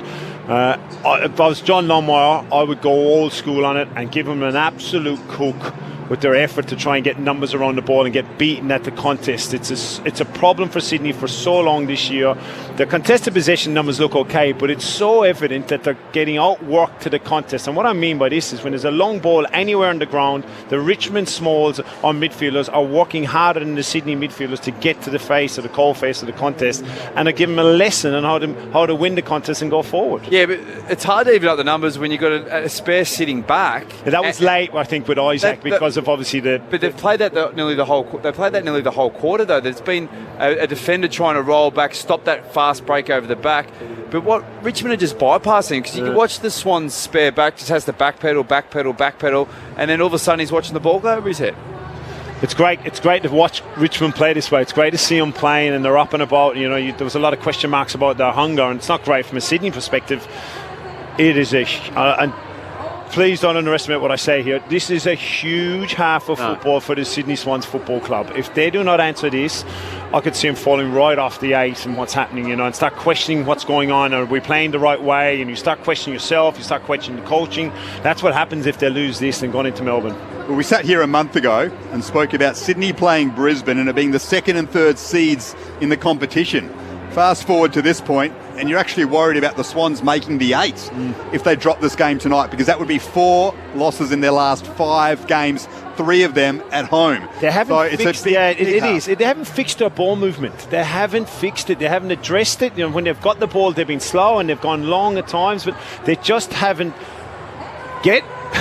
Get Reece Shaw, Ty Kennelly, Nick Malchesi, get someone to go and take the game on. It's so slow. It's so slow. But it's hard to watch. They can't defend it. It's not about the ball so much more about the ball. The turnovers they've had, Ryan, they've had. Yeah, I'm not denying, but they cannot defend the contested ball on the ground. Yeah. That's both. It's a big issue when a team, as I said at the start, before the start of the game. When a team goes, all right, we're going to match you with a contested ball and we're going to just go whack up front with you, which Richmond have done, and Richmond have been a very good side for the last 5 years, as you spoke about it. They can't handle it. Then they get rattled, and then the ball movement falls apart. Then this part falls apart. Then they play extra behind the nut, and then that just doubles down the issue. I called the game off. I already called it early, but if they don't come out and show a big, I'm calling their season. Yeah, if you show a couple of clips there when there's certainly the kick-ins to the Swans players at half-time in Gar, this is what they're going to do, and they would have been shown this. Now go and beat them. This is what Richmond are going to do. And if you can get hold of them after the game and say, we showed you numerous times, in fact, we've shown you at halftime what Richmond are going to do and what they're doing to you. So then the players are making the decision not to do it. And that's the biggest concern, because I'm sure John Longmire, of course, I would have shown the players this is where Richmond have played last month of football, and you're choosing as a player not to do it. It's on the flip side, Richmond are doing everything right. They're that clinical. They're playing a style of football. Their front half pressure is great. They have 9 inside 50 forward, 50 tackles. They're a joy to watch and clinical, and without one of their best forwards on the team. To your point, Togue, you can see where they're going to kick it out before they've even picked up the ball out of the bucket. Like, if you cannot see where that ball is going, you must have a blindfold on. Seriously, like, it's that obvious. Richmond by 25 points here, and Baker Boy is taking the stage. Baker Boy was, of course, part of the AFL Grand Final entertainment last year over in Perth, and he's entertaining the crowd here at the SCG as we celebrate Marngrook to start week 2 of a Sir Doug Nicholls round.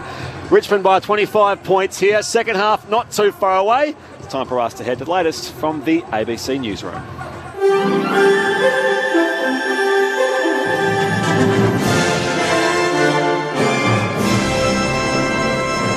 ABC News with Glenn Lauder. The community in Biloela say they're relieved and full of joy after learning the Tamil asylum seeker family, who've been in immigration detention since 2018, will be able to return to the central Queensland town. The acting Home Affairs Minister Jim Chalmers has announced that all 4 members of the Nadasalingam family will be able to live in the community on bridging visas while their legal case is resolved in court. Angela Fredericks has been part of the Home to Bilo awareness group to advocate for the family's return. She says she's spoken with the family, who are excited to get back home. They are just so excited that they can now actually plan their next movements. They now have permission that they can actually pack their bags and they can book those flights and be on their way. The Deputy Prime Minister says the former government's decision to publicise the interception of an asylum seeker boat on election day risked lives. The ABC's verified that a statement confirming authorities had intercepted a boat that left Sri Lanka was issued after a direct request from then Prime Minister Scott Morrison's office. The Deputy Prime Minister, Richard Marles, says the former government's actions that day undermined border security. It sought to make this a matter of politics, and this is really serious. It's serious in the sense that it did make our borders less secure. It's serious in that it risked lives, and it undermined the national consensus that does exist around border security. Australia's new Foreign Minister says climate change and migration will be key areas in her government's engagement with the Pacific. Penny Wong has met with the Fijian Prime Minister Frank Bainimarama today in Suva. Her visit comes days before China's Foreign Minister lands in Fiji for high-level talks with Pacific leaders. Ms Wong says the Australian government wants to boost Pacific migration to Australia. We want people to be able to bring their families with a longer-term visa. We have a Pacific engagement visa, which would allow permanent residency, that we want to put in place. And, of course, on climate. Regrettably, the previous government for 9 years, we have a lost decade on climate action. We're determined to make up for it. A tourism company involved in a serious boating incident off WA's Kimberley coast says it's moving quickly to help its injured guests. Hannah Barry reports. A boat from Horizontal Falls Seaplane Adventures was involved in the incident while travelling through the iconic Horizontal Falls early on Friday morning. It's understood the boat capsized during a morning tour around 7 o'clock. In a statement, the company said 28 people were on board at the time and said they're working with the Royal Flying Doctor Service and other emergency services to get tourists to nearby hospitals as soon as possible. Seaplanes have begun to land in Broome carrying the injured. Victoria's ambulance service is bracing itself after heavy demand saw its computer dispatch system fail. Andrea Nierhoff reports. For just over an hour early this morning, patients in metropolitan Melbourne were urged not to call 000 unless it was a genuine emergency after the computer-aided dispatch system crashed. Crews were delayed as they were forced to manually call in their location. Ambulance union officials say people calling 000 when it's not an emergency is still a big problem and takes up vital resources. The state government has expressed its confidence in the system but says the extreme demand is not limited to Victoria. Ambulance Victoria has advised people to consider calling Nurse on Call or see their GP. A 56-year-old volunteer with Riding for the Disabled in South Australia has died after falling from a horse at the organisation's equestrian centre at Hindmarsh Valley. Paramedics tried to save the woman, but she died at the scene. The organisation, which provides horse therapy and horse riding lessons, says members are devastated and shocked, and critical incident counselling is being offered to other volunteers. No program participants were present at the time of the accident. SafeWork South Australia is looking into the circumstances. A report is being prepared for the coroner. And Ukraine's President Volodymyr Zelensky says Russian bombings destroyed 2,000 educational facilities since the war began. Mr. Zelensky says the recent Russian strikes in the eastern Donbass have wiped out major towns and cities. He's addressed an Indonesian think tank ahead of the country's hosting of the G20 summit later this year. It's invited Ukraine to partake. Speaking through an interpreter, Mr. Zelensky says parts of his country are no longer recognisable.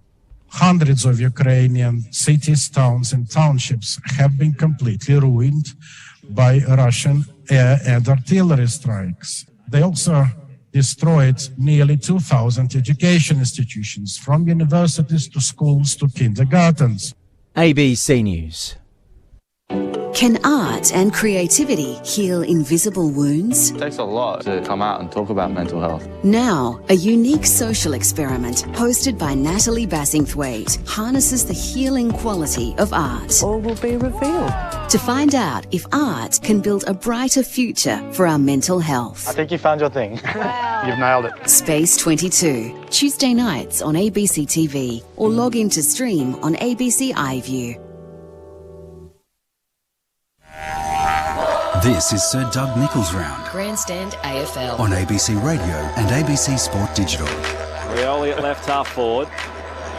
Pokes it on further now. It's marked out there by Ross at left half forward. High inside forward 50. Oh, it's been shucked by Edwards, who can snap and goal. Jaden Short snaps it up to half forward. Riewoldt tries to tap it on. Falls away of Jack Ross, who's been busy on the wing. Parker didn't chase him. Ross looks for Rioli inside 50. Over the head of the pack. Picked up by Morris Rioli. Rioli's got another one for the Tigers. The Richmond win it back through Martin. And now Prestia. Short ball. Only went about 5 metres. Ross picked it up though. Handball over the top by Prestia to Short at centre half forward. It's an open goal square. Jaden Short sends it there. One bounce and through. Hand pass through traffic to Warner. He can send them forward of halfway. Chad Warner, high ball inside forward 50. Reed underneath it. Down towards Rowbottom here. Good crumbing. He can snap on goal from 35. Nice response from the Swans. James Rowbottom. Sydney under pressure. Campbell slugging the tackle. Picked up by Shea Bolton. He'll snap and kick another one for Richmond. The Sir Doug Nichols Round on ABC Radio and ABC Sport Digital. An action-packed first half, the 21st Marngrook game here at the Sydney Cricket Ground, where Richmond leads the Sydney Swans 11-2-68, plays 6-7-43. You're with Brett Sprigg alongside Daniel Garb, Ty Kennelly, Ryan O'Keefe and Declan Byrne on the boundary for us this evening. Just seeing the end of Baker Boys' set here at the SCG. And it's a nice treat for those that have gathered here tonight to see the footy. And of course, one of the headline acts running alongside all the ceremony around Marngrook, and one of Australia's best local artists, Baker Boy, who performed at last year's grand final. And he's got this crowd certainly up and about, even if the football in the first half for the home fans left a little bit to be desired. The second half starting very, very shortly. Quickly around the grounds in the NRL.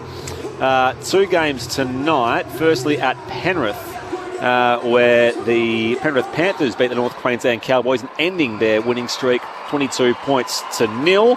And it's half-time in the South Queensland derby, and the Gold Coast Titans 24 lead the Brisbane Broncos 4. Early stages in the second half there, and that is what is happening by way of the NRL. And earlier in the VFL, which was, in effect, sort of the curtain raiser here. It was played across the road, not on the SCG, but across the road here at Lakeside Oval.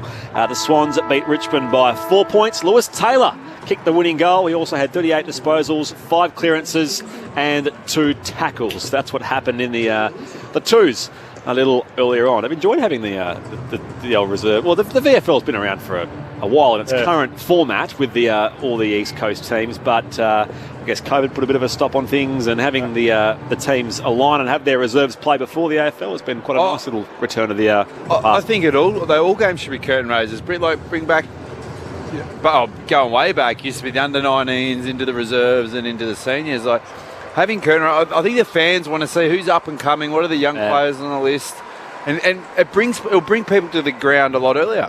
The problem is, the only issue is with the VFL, you still have standalone teams. It's not an issue. I'm just saying, as far as having a uniform comp which runs along with the AFL, you'd have to have probably a standalone. Well, we probably have it that way. I'd probably the AFLW's the opportunity to come in and the argument. And I know they'll say they want their own time slot and their own game, but I think I'd like grow a certain attendance. I think it's an opportunity to keep showcasing what we got, but it's just my opinion. Probably in a place like Sydney where you're growing a new team as well, and they've got some good signings as well, the Swans AFLW side. Couple of texts quickly, 0437 774 774. Hi team, enjoying the call and commentary. I think you answered Fran. This is Fran from Melbourne. I think you answered Fran's question. Not a Tigers fan, but I'm very surprised at Sydney. Why are they not doing well? They are a good side and building, looking good at the beginning of the season. I see them getting going when it's too late. Yeah, it's what you were highlighting earlier, Tiger and Ryan. And Rosie, who's at the SCG, says Laddams is not a quality ruckman. Discuss. Bring back Sinclair. Save those texts, Rosie, for when Callum's in the commentary box. I'm sure he'll appreciate that stuff a fair bit more. Some stats to half-time, then you'll go. He's been good tonight. He has been good tonight, Pete Adams. 13 disposals, 7 clearances as well, a tackle. So 11 contested possessions, more contested possessions than anyone on the ground. So perhaps not fitting of Peter Adams tonight, but we appreciate, of course, the communication. Chad Warner, 14 disposals for the Swans, had a big second quarter. Luke Parker is 13. Lloyd and Mills on 10. They did shut down Callum Mills a bit better in that quarter, the Tigers. Dustin Martin, it's a pleasure to watch him live. 14 disposals, 7 contested possessions, 3 inside 50s, a couple of clearances and the beautiful goal from a long way out as well. Grimes has been prominent down back. He's got 12 touches. Graham with 12 as well. A couple of tackles that were important inside 50 to set up a goal. He's had 5 tackles for the game. Nankervis, 7 tackles for the match, 11 disposals. So Richmond on top by 25 points, and some of their key men, especially Dustin Martin, impressive to halftime so far. It's just interesting watching both teams halftime warm up. The Tigers are doing 4v2 handball, like mini small-sided games, bang, a lot of energy. The Swans are just doing the old ground ball, flat as a pancake. So, yeah, hopefully they've done a whole heap inside and ready to go. I just hope China's given them an absolute cook and a bake and how to play football against a team that you know what's coming up. We often speak of Tom Papley being the energiser for the Swans. Only 3 disposals so far. Hasn't had a shot on goal. Only 18 metres gained. He needs to give them something badly in the second half, doesn't he? Yeah, they've tried to get him around the ball. There's a high forward coming up that we talked about at the start of the game, but there's very little impact in the game this season for the team, and they need him. Declan Byrne on the boundary. Some news on Will Hayward? Yeah, he's gone back out there. He got it restrapped, but didn't go back on in the second quarter, but he's out on the ground starting. Robbie Fox still the sub, and for Richmond, Cumberland still the sub. So no Medi-sub activated yet. Okay, we're halfway through here. 25 points the difference. Richmond in control. You can keep your texts coming. 0437 774 774. Sydney with a little shift, putting Mills in the wing, so they need another midfielder around the ball. They've obviously clearly seen an area where they're getting beaten. How do the Swans hit back? Down by 25 at the half. It's their occasion, their home game. Friday night, Marngrook. Their Sir Doug Nicholls round celebration. And their season on the line as well. Having lost 3 of their past 4. Okay. A reminder, of course, the Goods O'Loughlin medal goes to the best on ground for either team. If you had to call it now, Ryan, who would you have? Not as simple as saying Dusty, is it? No. I think Edwards has been effective. Jack Ross has been really good. On the other side, Odd Adams has surprised me. And it's probably a story of where Sydney's at. They're coming into the game, we're thinking, I'm not sure about Laddams, and he's actually been their best player. It probably tells you more about Sydney's better players not performing. 11-2-68 plays 6-7-43, getting us underway for the second half. Here is Daniel Garb on Grandstand AFL. Richmond have won their last 4 in a row and are playing like it. Swans have lost 3 of their last 4. Their only win coming against a terrible Essendon side on this ground. They need a response here, trailing by 25 points. We start the third quarter and Richmond win it. Ralph Smith on the wing, handball inside to Jaden Short. Off a standing start from centre half forward. Jaden Short, if you don't mind. From 52 metres, he's kicked his second goal of the game, and he did it off one standing leg. We know he's got a leg, and you've clearly seen him often see him running from half-back or from the wing. He's got a bomb of a leg, but from one step on the 50s, didn't make that look easy. But not exactly the start that Sydney wanted for the third quarter. And you're right, Ryan. Could it be something in the way they started the warm-up when they came out? It was sharper. You can see the energy they've got. They're laughing and going, how good's that? And they're celebrating, and there's just a lot more energy out there. I sort of feel for guys like Chad Warner and Tom Papley who bring the energy for the Swans, but it's just not being replicated around the ground. They just need to get Heaney into the game, Papley into the game, Franklin into the game. These are big players, and it's a big onus on the rest of the players to try and carry them over the line if those boys aren't getting their hands on the ball.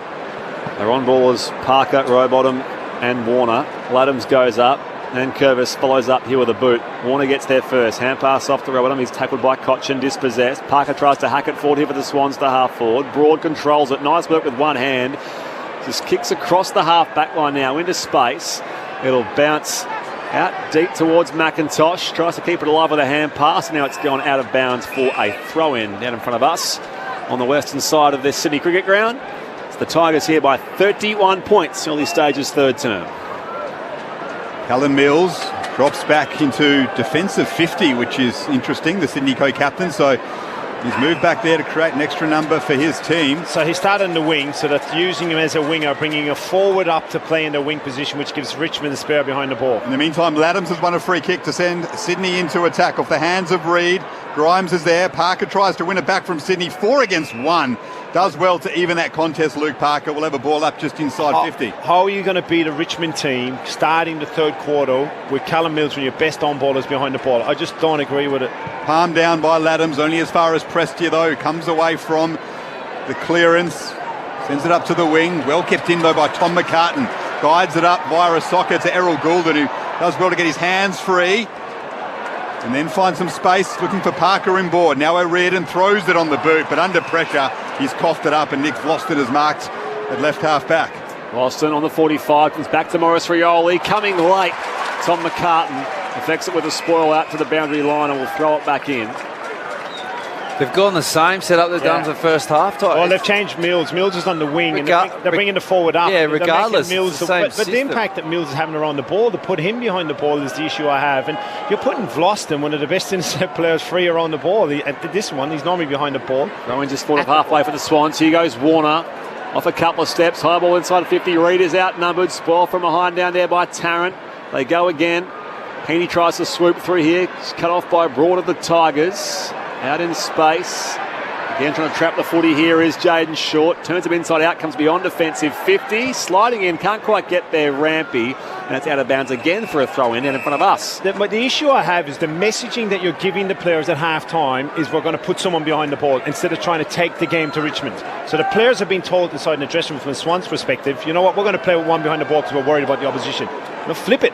Let's go ahead of the ball and even it and win the ball at the source and go forward. It's just the messaging, what they've been taught now at quarter time, at half time to worry from Sydney. Richmond win it on the wing. Dusty's handball back to Jaden Short. Goulden tracks back to collect it for the Swans. Couple of handballs with McCartan. And in the end, it's over for a boundary throw in. Maurice Rioli's able to close and affect that. I've been saying it all game. I'm saying you can't let Richmond have it loose behind the ball. The only reason I might see what John and the coaching staff would do it is to try and create some run and fast ball movement. Enjoying the ruck contest between Nankervis and Laddams. Hapley gets his hands on the footy. His fourth disposal up to centre half forward. Now a chance for Franklin to gather. Can't pick it up, so soccers it. It favours McInerney. Ralph Smith's with him though and wins it back for Richmond. Prestia and Broad trade handballs. The centre half back for the Tigers, and then Broad with composure goes out wide and finds Camden McIntosh. And again he goes on the angle to find Short. On the logo commentary side, 5 gone third term. Tigers by 31. He comes inboard now for Daniel Rioli. 3-time premiership player. To say new contract talks for him. Left his manager during the week. Comes back out wide to Vlosten. Not happy with the contract talks. Yeah, guess not. Vlosten loads up inside forward 50 toward the teeth of goal. From the back, Laddams. Cochin bursts through. Try to share the hand pass off to Maurice Rioli. Little too hot for him. Going in hard again. Castagna brought to ground by Rowbottom. The umpire brought up 40 out from Richmond's goal, Paddington end. Can you explain why Callum Mills will be playing loose man in defence? They're worried about conceding goals on the run, Sydney, and they've came going, well, you know what, if we can just steal 1 or 2 early, we might adjust it. But to start the second half with a spare back... That was a throw by Dustin Martin in the left forward pocket. It's horrible messaging. But regardless of Callum Mills, it's the messaging that you've sent to the group at half-time. They've done it from the whole game, so that's the point, and they're just playing into Richmond's hands. So for me, this, as I said, there's no chance they're going to win the game playing like this. Throw by Dusty. Free kick by McCartan. Goes to Rampy and he sends it long up the wing. Franklin's there, has front position. Guides it down to Rowbottom. Good tackle on him by Rioli. Does well though, Rowbottom, to get free of a couple of tackles, but is then caught holding it. Tried one too many. Gibkiss, the youngster in his first season, caught him. Richmond win it back on the wing. Gibkiss goes into attack. There's Mills in that contest. He gets a hand in and punches it over for a boundary throw in in the left forward pocket for the Tigers, who lead by 31 points here at the SCG. They are 12-2-74, Sydney 6-7-43. Richmond will do this all game. Yeah. Now. They'll just pump it long, take a stop. They don't need to score. They can, if it's 0-0 for the rest of the game, they've won. So they're just happy to do this sort of play. And Curvis and Laddams at the drop here. Gordon emerges and shanks out of bounds on the full. We're sorry to hop on it, but clearly John knows his players and he's worried that they're not up for it and their energy's flat, and he's going, well, I don't want this to be an absolute blowout, that we're going to have to try and save it. Here's the other Baker boy, Liam Baker. The Tigers loads up inside 50, deep in the pocket. Spoil from behind Mills. Picked up here by O'Riordan. Kick goes up in the air. Finds Rowbottom. Now Warner. Hand pass out wide. Laddams under pressure. Tackled by Morris Rioli. Comes back in board to Warner. Takes on the tackle of Revolt. The umpire says, yep. Following the ball. Great forward pressure from Richmond. Hand pass off to Dustin Martin. That's not so great. He's missed everything to the left-hand side. Out of bounds on the full. And they get the footy back, the Swans, at no further expense. They're playing with fun. They're playing with fun. You know, they're playing, they're energised, they're giving handballs off, they're looking happy and enjoying the game. Why wouldn't you, suppose, with the scoreline the way it is at the minute? So here is Mills, the free kick to O'Riordan. To the left back pocket now, and Paddy McCartan. Cutting across, though, is Ralph Smith, though, to intercept in front of McInerney on the wing. Boundary throw in outer side of the ground. I just don't like the way the Swans players are talking to each other. They're pointing their finger. They should be going over to Paddy and say, all right, move on. But now they're starting to point and argue with each other, and they're not knowing where they are in positions. There's a lot of hands and signals going on here, not sure where they are. They're under pressure, staring down the barrel of 4 losses in their last 5 games. Their position in the 8 will be brought into question, Sydney. If you'd said that a month ago, you would have been laughed at. That is the way they've fallen apart dramatically. As the ball goes over for another boundary throw in on the outer side wing. Richmond leading by 31 points. And what about the Tigers?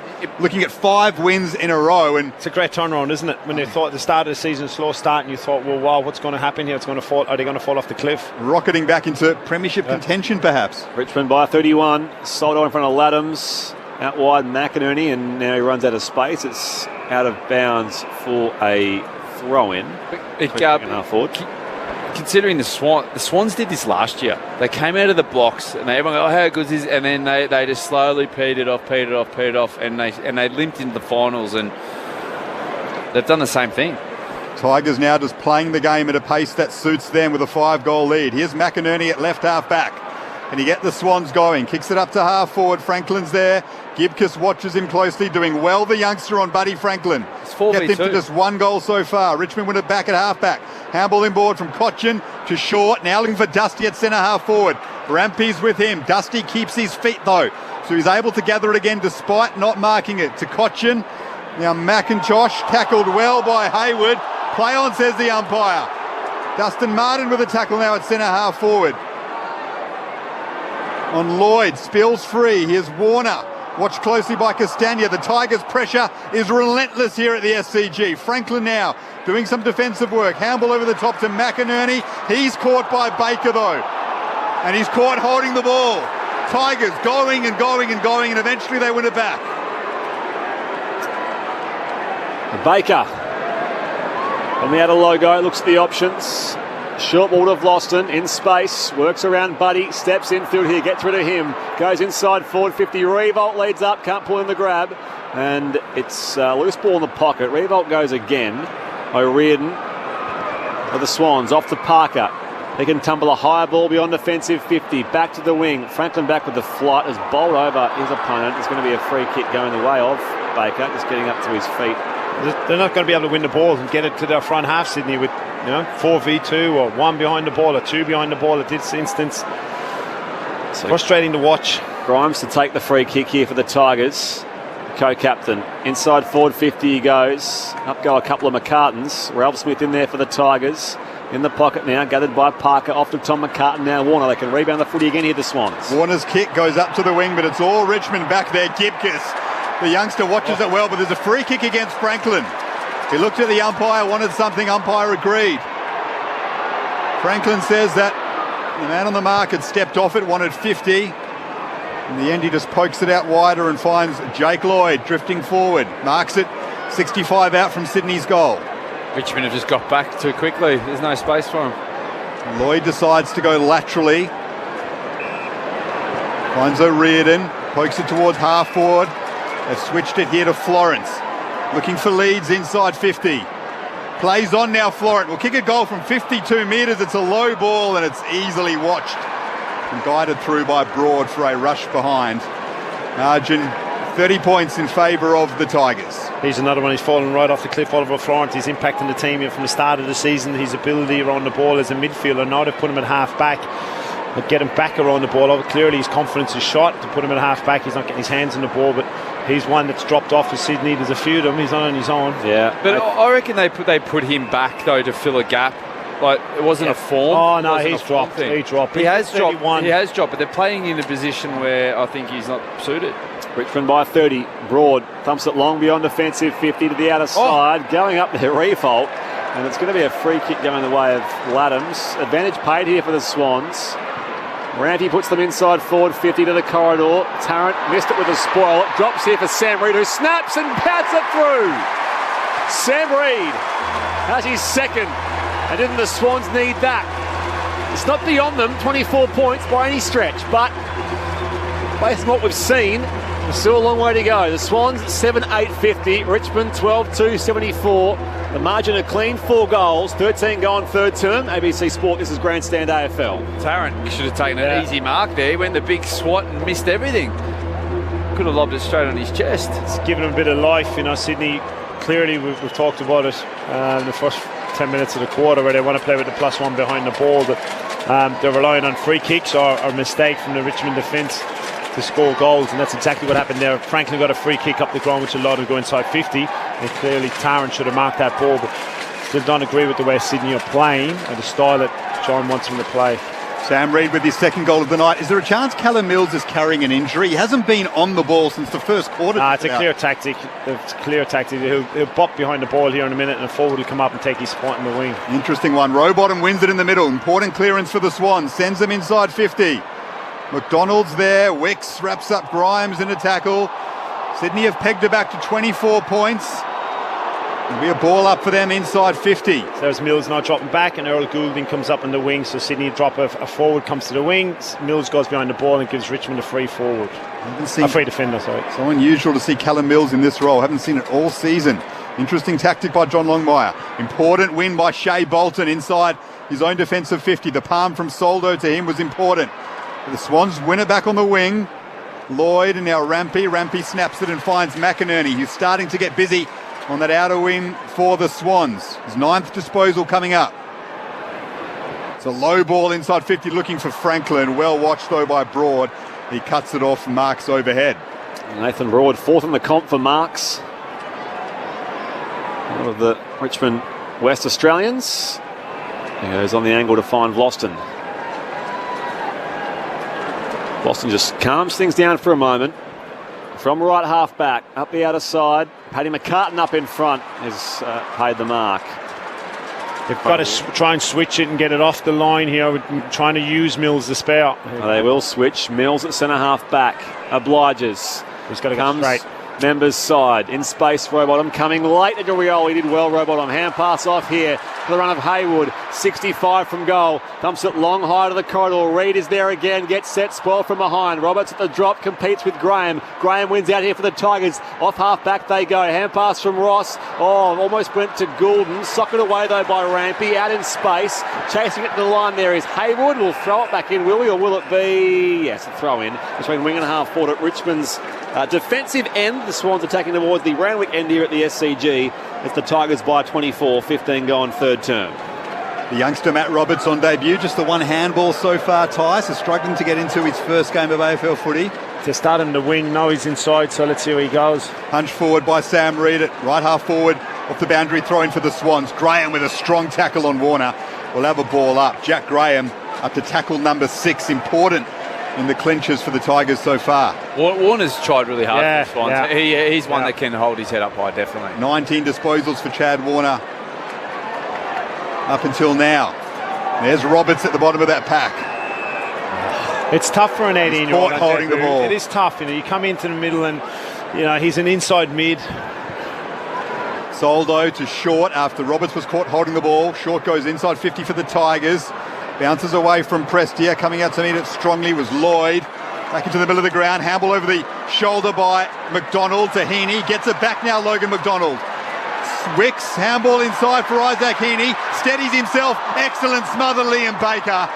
That was courageous and important. The Tigers win it back. It's with Graham at centre half-back. Yeah, well called, Garby. It's a bit of their hunger and their energy the last 4 weeks. That's a great example of it right there with Baker. It's no right to get his hand on that ball and actually create the smother and intercept, which allowed Richmond look like going to be a certain goal. But that's kind of typified Richmond's attitude. Their pressure has been immense. 4 goals their lead here. Baker kicks up to half forward now. Revolt attempt for one-handed head. Pressure with Tom McCartan. Now Morris Relly bursts by.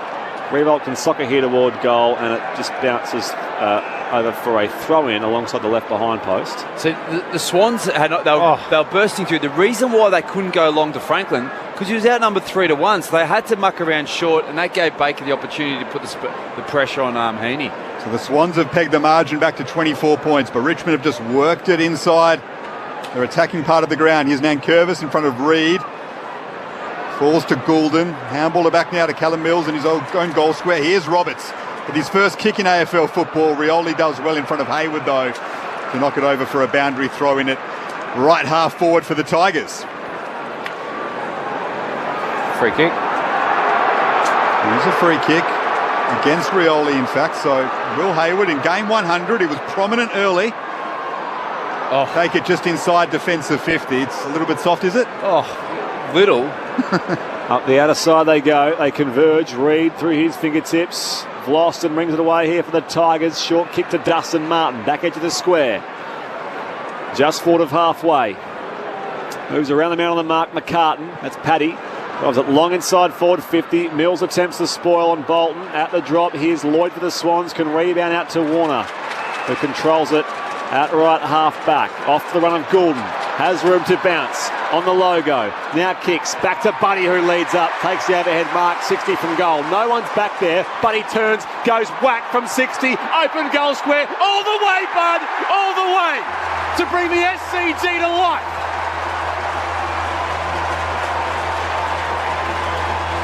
Lance Franklin's second goal. Sydney cut the margin back to 18 points. Richmond 12-2-74, the Swans 8-8-56.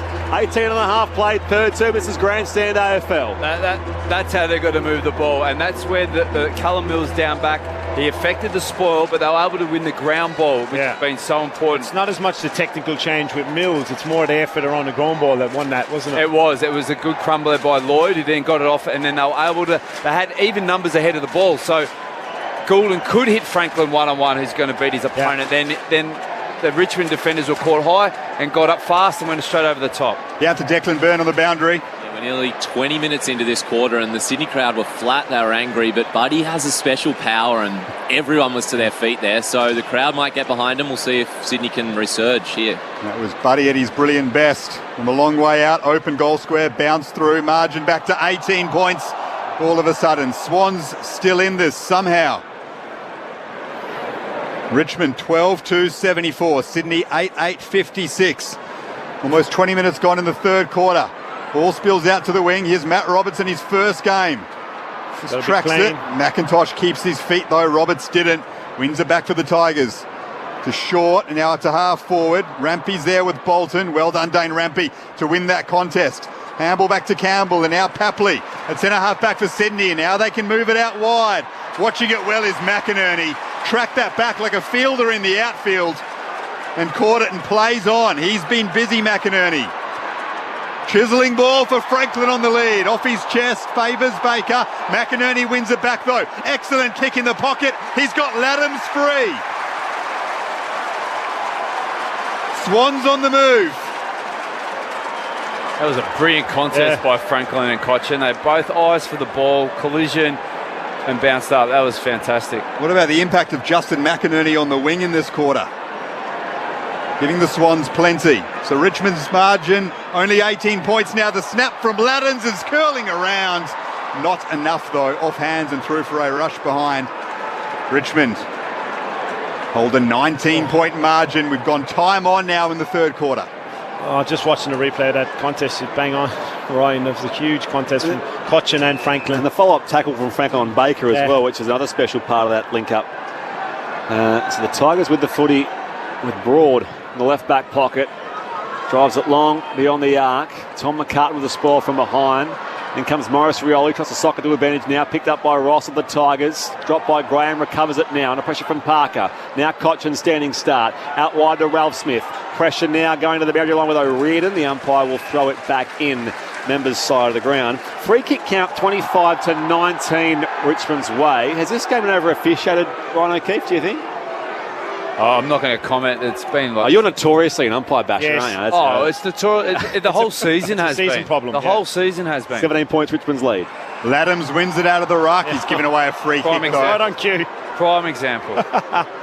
The average free kicks per game are the highest they've been since 1999. Has caused a lot of uproar this week. Nankervis, the kick goes out to Ross. Another free kick, this time against McInerney on Jack Ross. Plays on quickly, does Ross, and sends the Tigers into attack. Mills, the spare man back there, affects the contest. Shea Bolton, though, front and centre of the pack, picks it up. Snap on his left. It's going towards the square, off hands through for a rush behind. Richmond's lead back out to a clean 3 goals. 22 gone, third term. Great to have your company, ABC Radio, News Radio, ABC Sport Digital around Australia and beyond. Jake Lloyd comes up the pipe. It's marked by Campbell. Well, they go more direct here, the Swans. Down by 18 points. Just flags it wide here for Rampy. Still inside defensive 50 here, Sydney. Taking their time, moving the ball up the ground. It's fellow co-captain Mills. At least there's been some more movement for the Swans. They look like they're a bit busier. But look at the numbers. Gives it a roost. Out to a 3-on-2. Coming in late, Robbie Tarrant with the spoil. At the drop, Broad does well. Shoves by the tackle. Kicks it high towards half forward. Mills gets back, though, and takes the intercept. We're right back where we were about 10 seconds ago. Mills watched it well. Goes inboard now to Campbell and tries to give the Swans some run. Campbell with that left foot kick across his own defensive 50 to Tom McCartan. So slow going from Sydney, but they have all of a sudden crept within 3 goals now. Short to Mills. Richmond with numbers behind the ball. Mills trying to get around Dustin Martin. Martin pushed him as he was trying to kick. Legally, though, and Mills has kicked it out of bounds on the full. Excellent pressure from Dusty, and he can have a shot from inside 50 from the tightest of angles. They had a couple of opportunities to hit targets up the middle then, Sydney. If they did that early, they would have been away. It's not going to be Dusty to kick it. The umpire says Morris Rioli was actually closest to that ball as it went out of bounds on the full. So obviously hasn't got the boot on him that Dusty does. Few do. But Rioli has 1 goal already tonight. That's Morris. He's up against the fence. Shaping up for a drop punt. 48 metres out on the boundary. His kick on goal is nowhere near it, though. Just snuck through for a behind. So Richmond lead by 19 points, 12-4-76. Sydney 8-9-57. Here's Brett Sprigg on ABC Grandstand. 19 points the margin. Lloyd again to kick out. There's no one on the mark, just go. Yeah. It's pretty basic. This is Sydney to a T right now. They take the game on. There is no one on the mark for him. And he's still standing on the very corner, like the old rule, on the corner of the goal square. It's a sign of where they're at. Plays on the right back pocket, Jake Lloyd. Now drives it long beyond defensive 50. Floating across, Gibcus gets up and takes the intercepts on the wing here for the Tigers. Kicks back inboard. It's a wasteful one. Straight to Haywood. Dummies the hand pass. Holds the Sharon for a moment. Haywood. They start to surge forward in red and white jumpers. Here's McInerney from behind the bullseye. Goes inside forward 50 now. Outnumbered down there, McDonald. At the drop, Tarrant defence shares it with McIntosh. The Tigers can bring it away toward the outer side. Bounces, though, in favour of Campbell. He couldn't collect it cleanly, though. Bounced off his legs and out for a boundary throw in. Logan McDonald, just 4 disposals tonight. Marks, he's only taken 1. No pressure on the scoreboard whatsoever after 3 goals last week. It's difficult. It's going to be harder for him now with a +1 and +2 off him in front of him during the game. But on that incident in the turnover, Will Hayward just needed to turn and go when he had an option forwards because Richmond were trying to set up. Tigers by 19 points, 25.5 minutes gone in the third quarter. Lloyd wins it, sends it inside 50. Now a chance for Laddams to gather with some time. Pops it over the head of Tarrant. It might bounce fortuitously all the way through. Somehow, Rioli got back there and got a touch on it just before it crossed the line. Brilliant work, Daniel Rioli. to save what would have been a certain goal for the Swans. It was Papley, I think, in the end that had the last touch, but I don't think it was clean off the boot of Ladhams either. So I think he knew that, which is why he tried to slap it on his boot, Tom Papley. Yeah, very kind there, Sprigger. Very kind. 18 points as Richmond's Two lead. forwards running towards goals. They've got to claim it every day of the week. Baker works around Lloyd. Up to the wing now. A couple of McCartans got in each other's way. Revolt off to the run here of Castagna. Going forward, Morris Rioli. Sharks a tackle here of Mills. Comes back inboard now. Can they finish off? No. Rowbottom comes up, intercepts. Makes the contest with Graham. Rowbottom marks at half back. His kick is a dicey one. Works it okay for O'Riordan. He can wheel and go now. Operating in space, the Irishman. Comes wide to find Heaney just forward to the wing. Here's Isaac Heaney. Eyes darting. Goes inboard forward about 20 metres to Parker. He now guides one for the lead of Papley, and he's got him on the chest. Tom Papley jumping up to meet it. Didn't have to break stride. Beautiful kick, Luke Parker. Big kick. And he took it on. They took the game on and went forward, like with speed, not wait for Richmond defence to go back. It's a huge kick for me. It's a clean 45-degree angle. He'll kick from probably just behind the 50, Tom Papley. Doesn't have a goal tonight, only 5 disposals. All Australian from last year. His team needs this badly. He sends it now, and he's guided it through. Big goal, Swans. Hello. Margin back to 12 points. Papley with his first of the night. Is that the first back-to-back goal? I think it is for the night. You know, they've struggled to get back-to-back goals. That's 3 in a row now for them. So that's what they're getting, the momentum shift when they're getting that. You know, now obviously right in the game. The question will be whether John Lomo and the coaching staff will stick with Mills now when the 12 points. It's worked for them.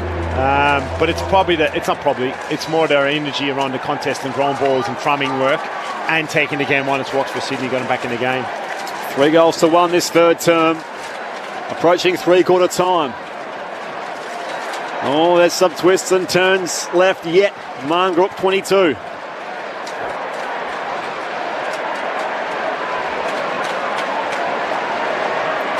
Three goals last week against the Blues, Tom Papley.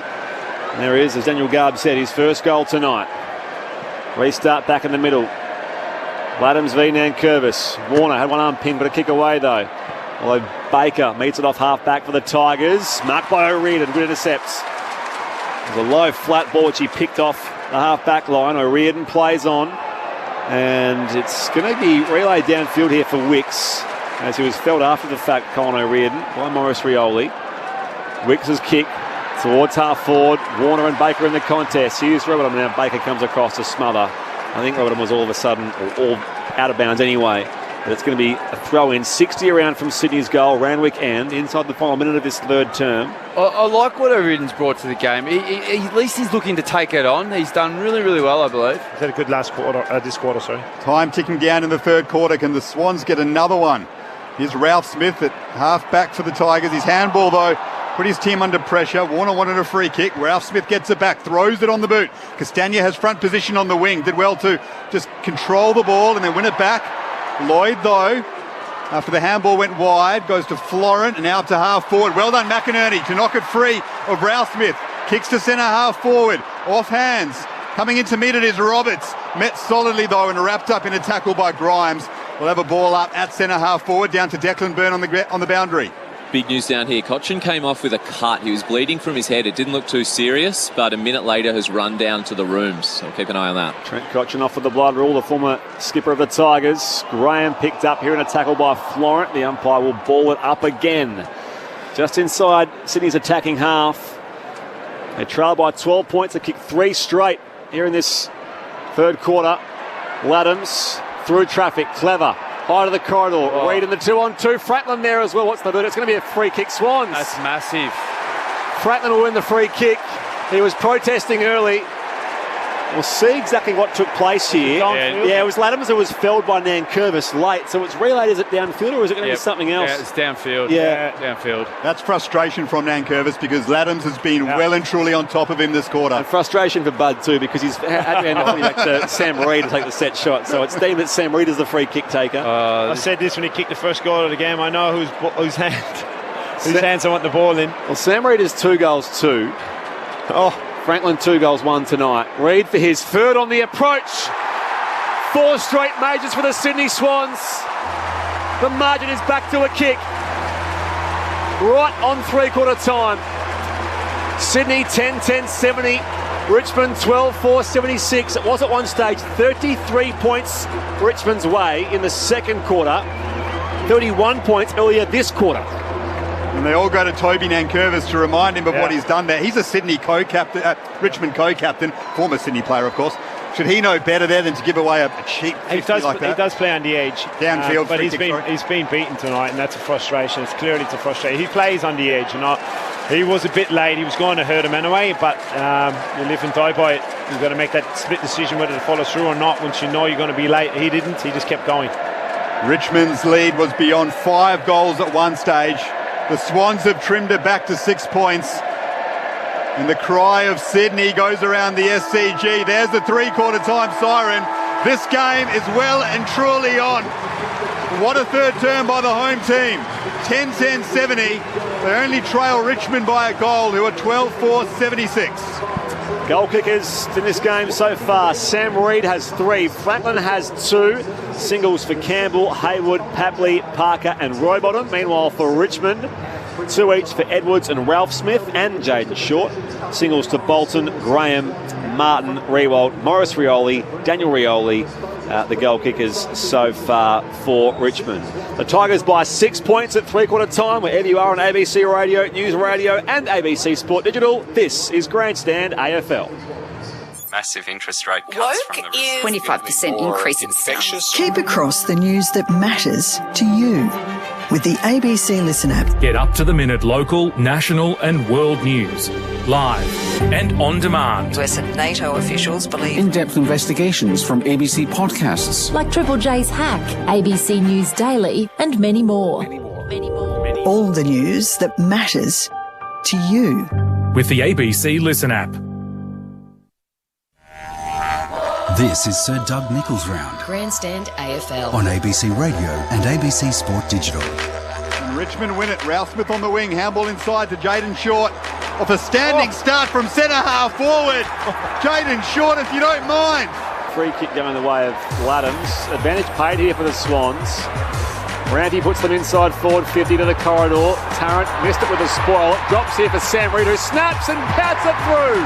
Goulden has room to bounce on the logo. Now kicks back to Buddy, who leads up. Takes the overhead mark, 60 from goal. No one's back there. Buddy turns, goes whack from 60. Open goal square. All the way, Bud. All the way to bring the SCG to life. Laddams through traffic. Clever. High to the corridor. Reid in the 2-on-2. Franklin there as well. What's the boot? It's going to be a free kick. Swans. That's massive. Reid for his third on the approach. 4 straight majors for the Sydney Swans. The Sir Doug Nichols Round. On ABC Radio and ABC Sport Digital. The Sydney Swans took on that third term like their season was depending on it. Margin back to 6 points Richmond's way at the final change here at the SCG. This is Marngrook to start AFL round 11, Sir Doug Nichols Round. You're with Brett Sprigg alongside Daniel Garb. We've got Declan Byrne on the boundary, and our experts are Ryan O'Keefe and Ty Kennelly. Yeah, look, the Swans definitely came back and they brought the contest. They started winning the ball. They didn't let Richmond, get their ground level game going and win it around the contest. They started winning their ball and they started moving the ball with a bit more urgency and a little bit more direct. So what it did was it didn't allow Richmond to get their numbers back and start their generation of attack from the back 50. So look, they came out that quarter. We did say they had to come out and make a statement, otherwise that'd be it. And they've done that really well. A few SMSs, 0437 774 774. Bill says a few Tigers really letting the side down. I suppose, based on that third quarter. You're right. It was 4-1 in that third term. Another one here says, Ty and Ryan, when a player passes into the corridor, we often say it's a bad kick, but I have noticed tonight that it is a bad call by the player leading and demanding the ball. Is that a fair call? No. What's the onus is on the person kicking, right? It's a both decision, but if you want to take the ball through the corridor, if you can get through, like we spoke about, you can't go around the press because Teams are too good to be able to shift. You have to try and go through it, and you've got to take the game on. Ryan, Callum Mills has been one of the best midfielders in the competition this season. Interesting move by John Longmire to start him on the wing at the centre bounces, and then he moved all the way to be a loose man in defence. Swans all of a sudden back into this game. What did you make of that call by the Swans coach, and how did it impact the contest? Well, they obviously put him back there because they wanted some ball movement and get the ball into his hands. Look, I didn't think them having a loose behind the ball was a good play. Hadn't been working at all.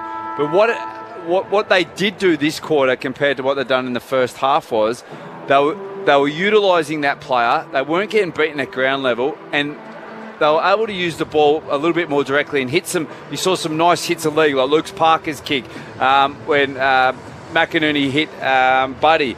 Lower their eyes, not just bomb it under pressure to Richmond's extras down the back. And the other thing they did is they were more clinical in front of goals. They took their opportunities and actually kicked straight. In that quarter, I think it was only one behind, was it? They had or two maybe. And that's what they've done different to the first 2 quarters of the game. Millsy can often give you confidence as a defender to go and fly and attack the ball and take the game on, knowing you got someone behind you, a security blanket. The other thing they did that quarter, which is pretty important when you play Richmond, is keep Dustin Martin quiet. Didn't touch it much in that third quarter. 17 disposals still for the night, but his impact waned in that period of football. Chad Warner, 23 leads, all possession getters on the ground. Lloyd has 19, Parker 18. Laddams has been excellent in the ruck, 18 disposals and 9 clearances. Short and Martin with 17 for Richmond, Baker with 16.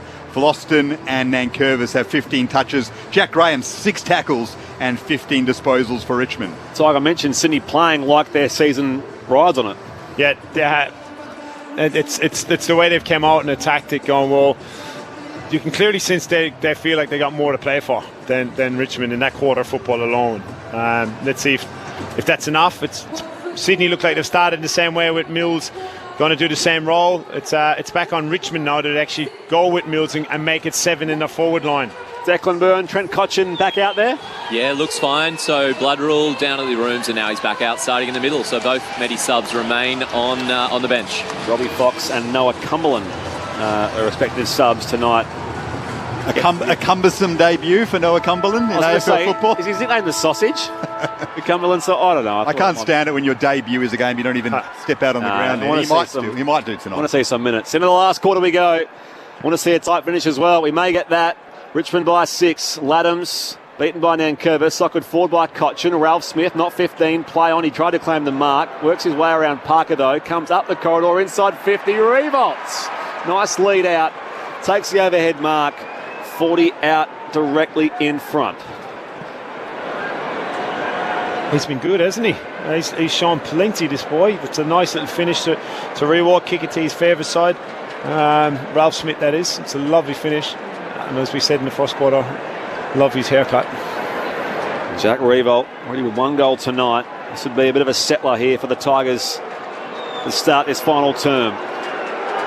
Who connect from 45 to the Randwick end. He's faded to the right-hand side, minus score. Margin is 7 points Richmond's way. Sydney 10-10-70. The Tigers 12-5-77. A reminder, Nick Blakey, a late out for the Swans. Pickett, a late out for Richmond. So Ollie Florent brings her back in for Sydney. Looks for Franklin at half back, and Swans have won a free kick here. It go the way of Isaac Heaney. Just behind halfway for Sydney. There's a man free in the corridor, and Warner somehow misses him though, and a chance for the Tigers to swoop on it. Bad mistake by Sydney. McIntosh goes inside 50. Paddy McCartan dropped the mark, and Soldo pick it up.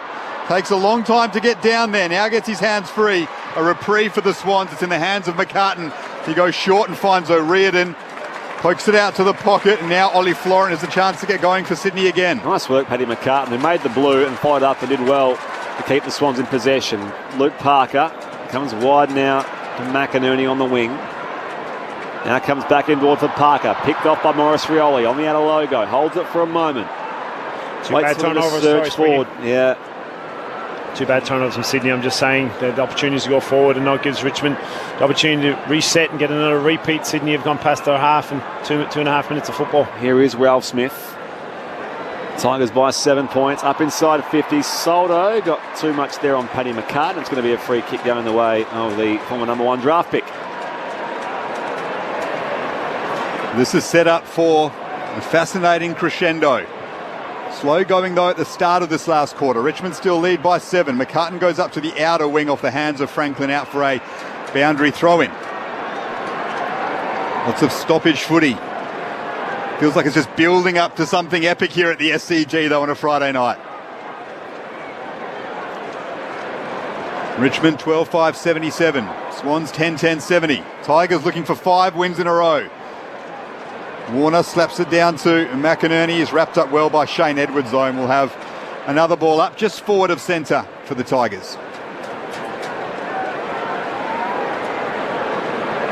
Umpire wastes no time. Up it goes. Nankervis down to Cochin. Hurried kick up in the air towards half forward. O'Riordan out to meet it. Couldn't control the mark. Maurice Rioli allowed a path there for Edwards. Rioli hand pass off to Prestia. Inside forward 50. Goes deep to the goal square. And we're going to come back here because there was some untoward contact in the goal square. It will go the Swans' way. And because... they play the goal. Prestia's goal will stand. The Swans players had all stopped for some reason.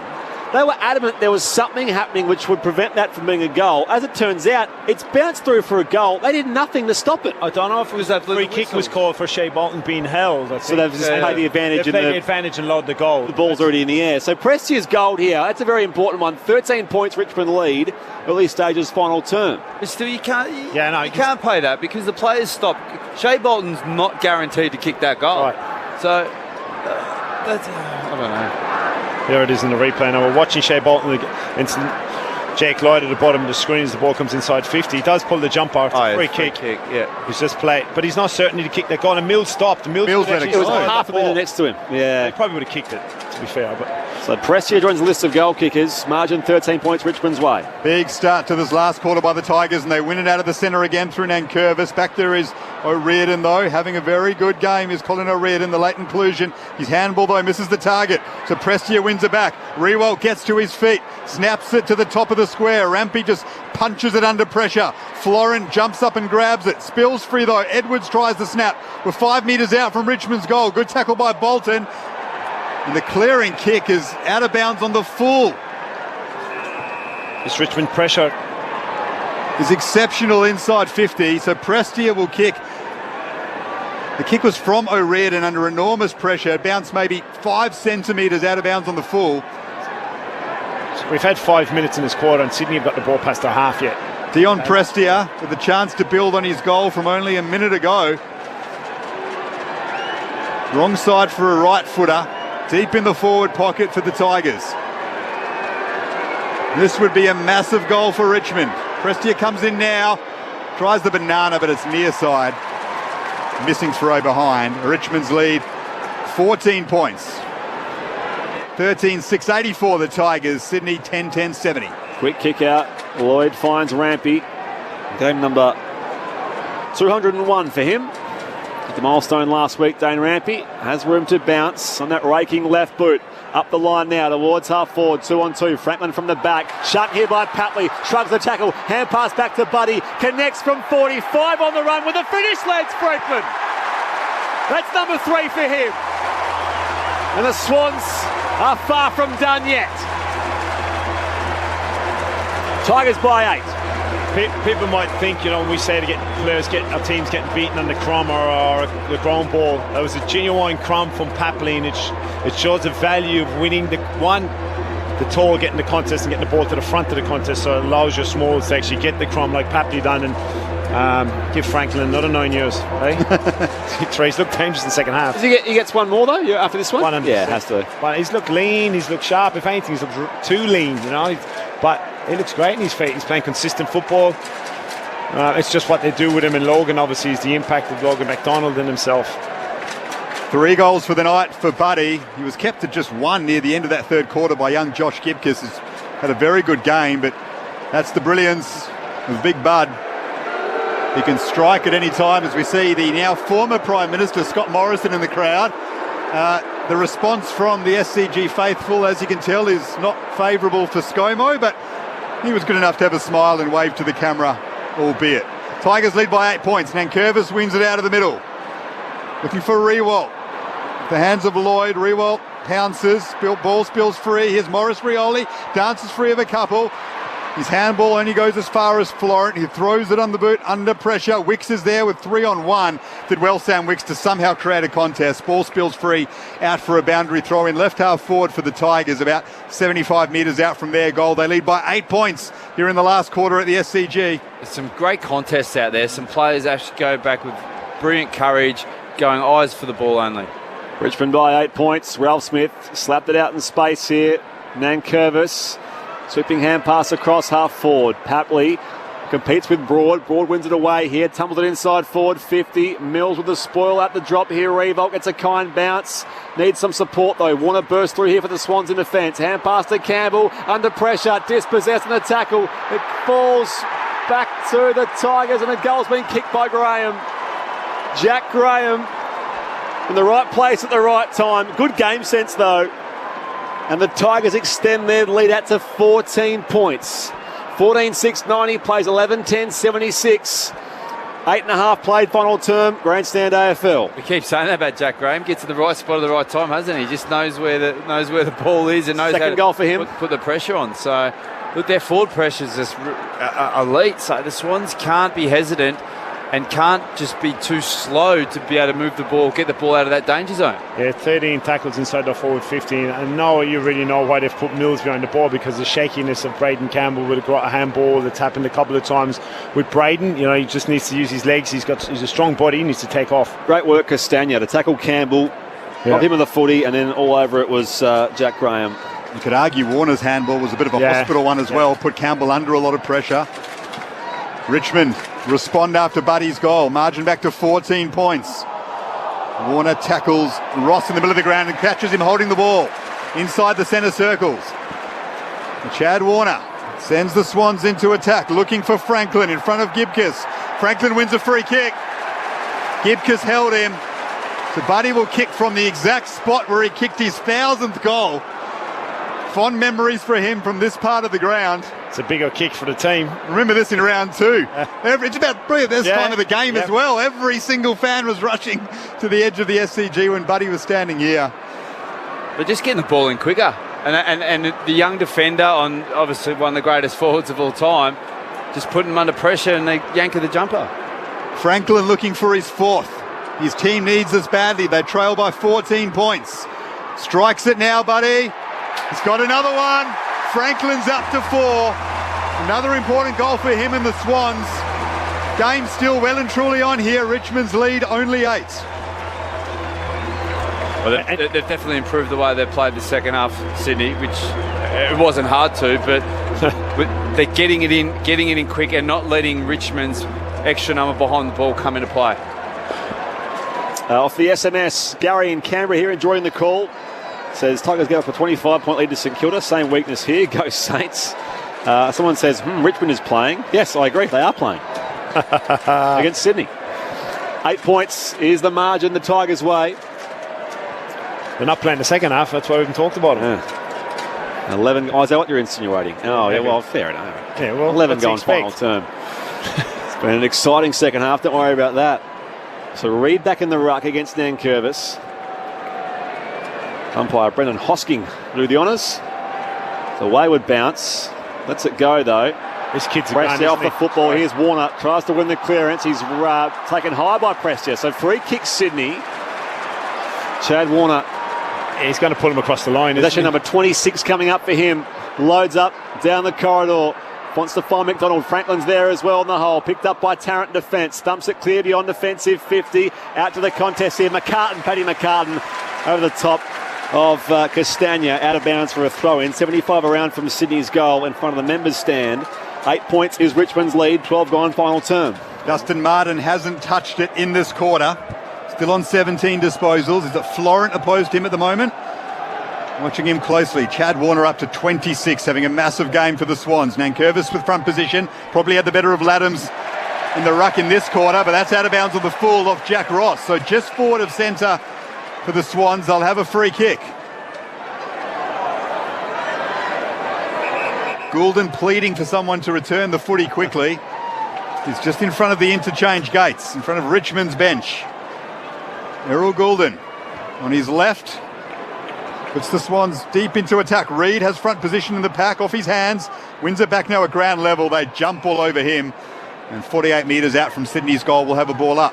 I'm surprised they didn't play holding the ball there. They've been doing it the whole game.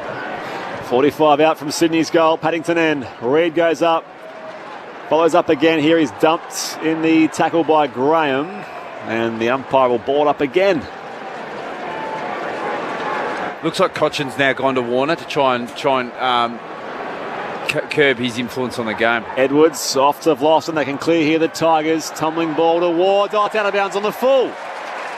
So a Sydney ball again from the wing, western side of the SCG. We'll be down there with Tom McCartan. Tigers by 8 points. Now the Tigers tiring. Sydney's pressure is lifted. McCartan up to half forward. Off hands. Ross is there. Got his hands free. Had a good game, Jack Ross. Well done by Graham. He's been brilliant. Gets free of a couple of tackles. His kick to half forward, though, is over the head of Bolton, and his much taller opponent, Paddy McCartan, marks easily. Switches it to his co-captain in Callum Mills, who has a couple of bounces. Bolton now gains on him, puts him under pressure. Mills releases to the outer side. Warner makes a contest 2-on-1. Well done, McInerney, to effect it as the ball hit the ground. Warner's wrapped up by a couple, though. One of them is Ralph Smith, the other Rioli will have a ball up on the outer wing. Jeez, the pressure is unbelievable, Richmond. They've 18 tackles inside the 4. Shea Bolton ran 100 yards to put some pressure on Callum Mills. So we've seen Rioli do it a couple of times. It's a joy to watch. If you're ever a small forward, get a chance to go and watch Richmond Smalls work. Richmond by 8. McInerney's kick goes high in the air here, forward of halfway for the Swans. And Broad is seeing it over the boundary line for a throw-in.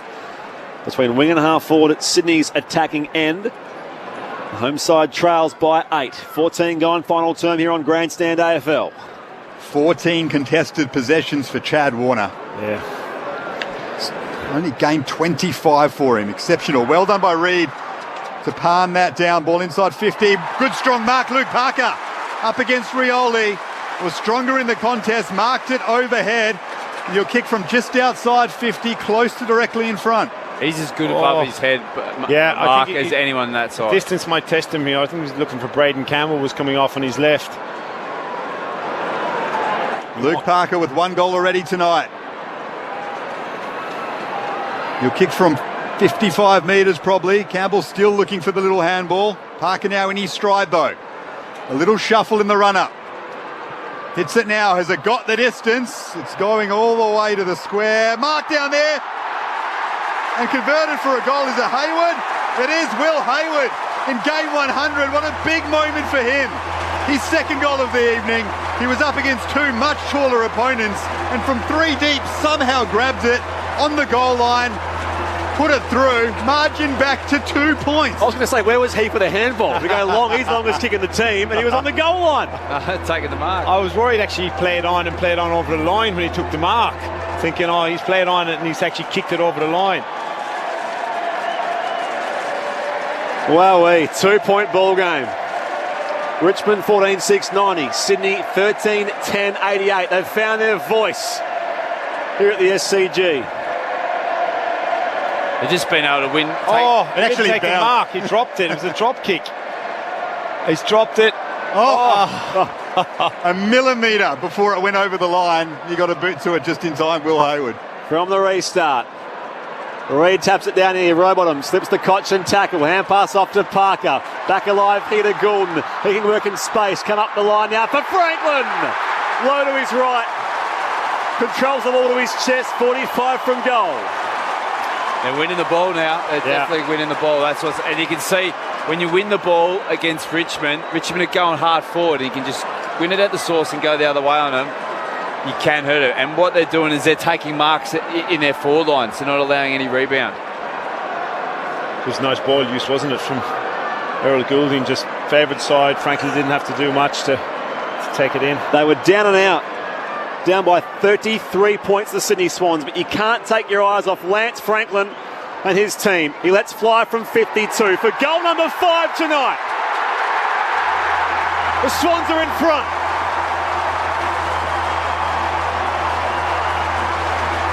They could very well be playing for their season.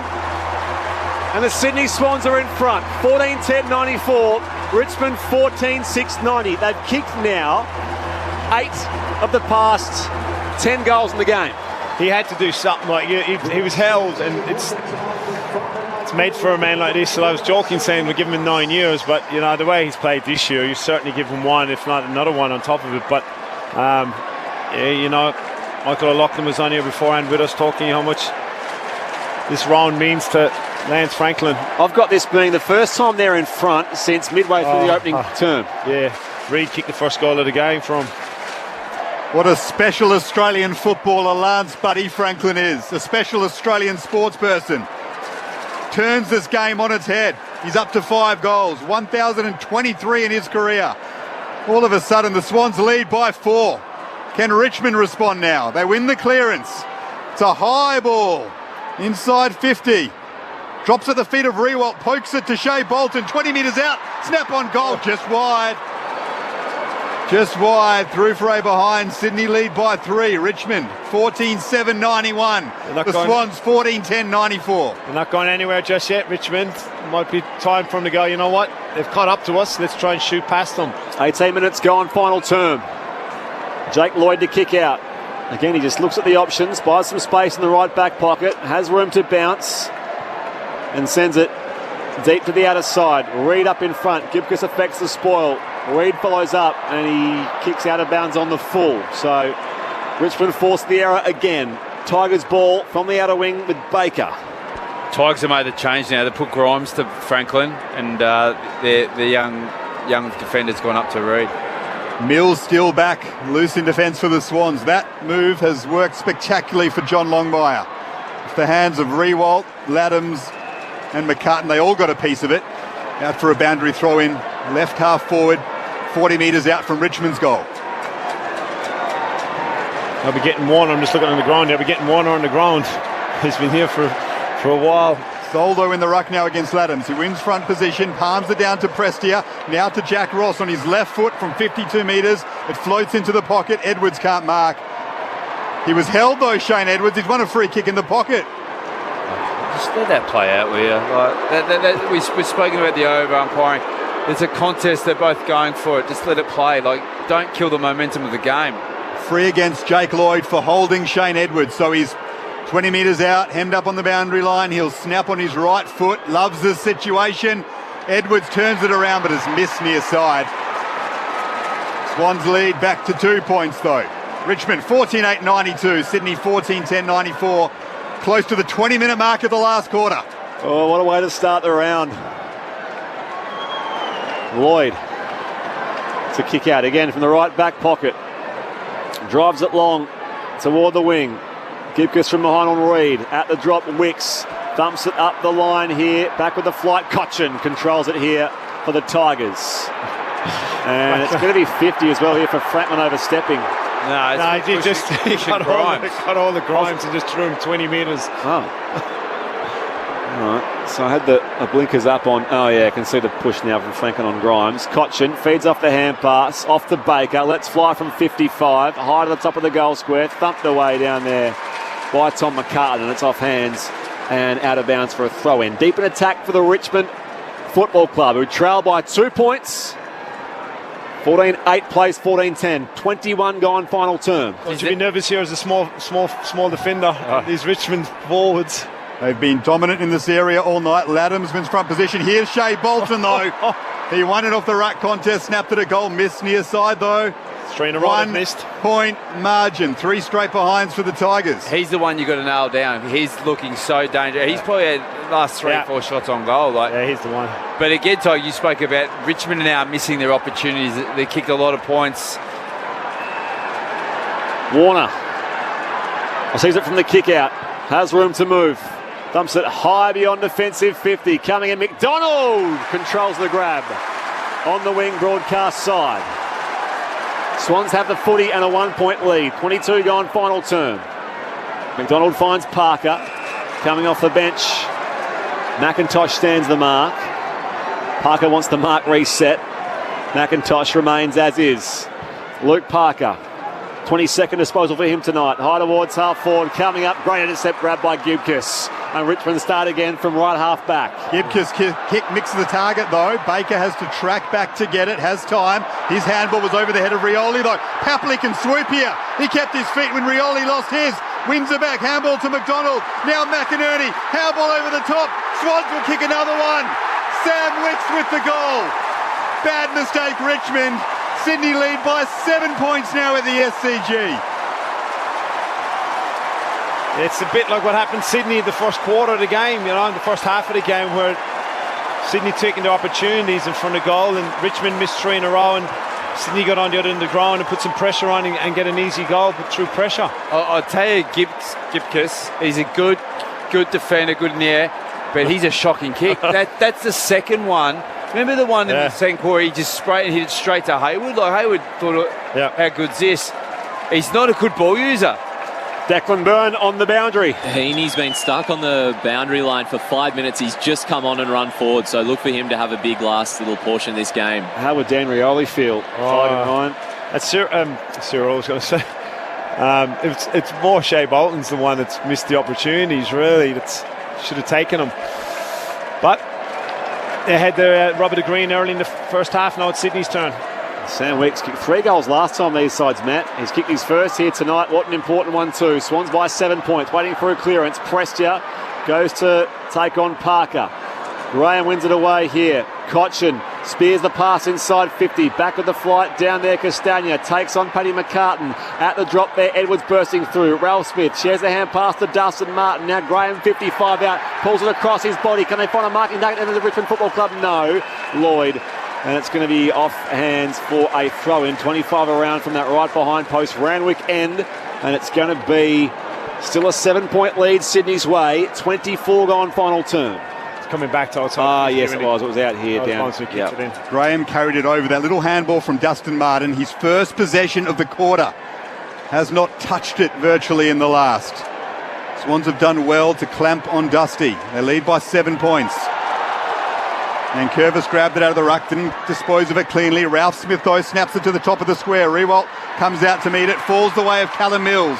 Just throws it on the boot to try and clear it. Short is there, did well to just work Lloyd under the ball and mark.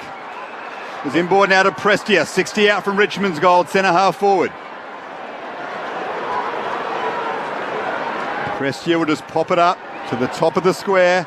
Paddy McCutton front position, guides it down. Rewalt though, handball to Dusty. Now Dusty can make an impact.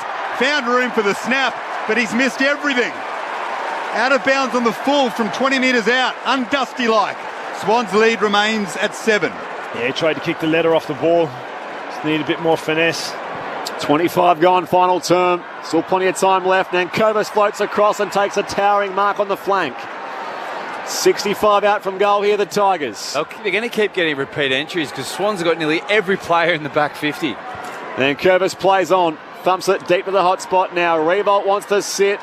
It's bouncing off hands through for a minor score anyway. So Richmond close the gap back to 6 points. They just got to even up numbers forward of the ball. No, that's Richmond. They've got to get someone into Mills and try and get someone forward of the ball so they can even it up, which is going to give an opportunity to win the games. Richmond, Sydney be happy to do this. It's now on Richmond to push forward, and we're looking at this now where Richmond actually pushing forward all their players to try and pick someone up. Jake Lloyd plays on from the Aboriginal flag in the goal square here on Sir Doug Nichols' round. It's off hands and out for a boundary throw in, left half back for Sydney. Crowd, by the way, 31,387 tonight. Sydney lead by 6 points. They trailed by as much as 5 goals midway through the third quarter. Buddy Frankton with 5 goals of his own to get Sydney back into this. Florent with the 360 throws it on his left boot. A clean bowl, Nick Loston. Grimes did well though on the wing though to keep it in Richmond's possession. Eventually Laddams won it back. His handball picked up by Broad. Still on the wing. Now Ralph Smith snaps it to half forward. Well done by O'Riordan to win that contest with the spoil. Down to Laddams. The big man did well at ground level. Handball to Reid. Was that in the back of Heaney? Had to be. It was. Free kick to Sydney, left half forward. Short. Liam Baker, infringed. Oh, Franklin free kick. Grimes just pushed him over. I was just watching as he's running back towards goals. Well spotted, Ty Kennelly. Lance Franklin will have a free kick. In fact, it'll be downfield, so Heaney will take it all the way to 10 metres out in a slight angle. Grimes is worried about Franklin's legs running back towards goals, and he's just pushed Franklin flat on his backside, and it was a clear free kick.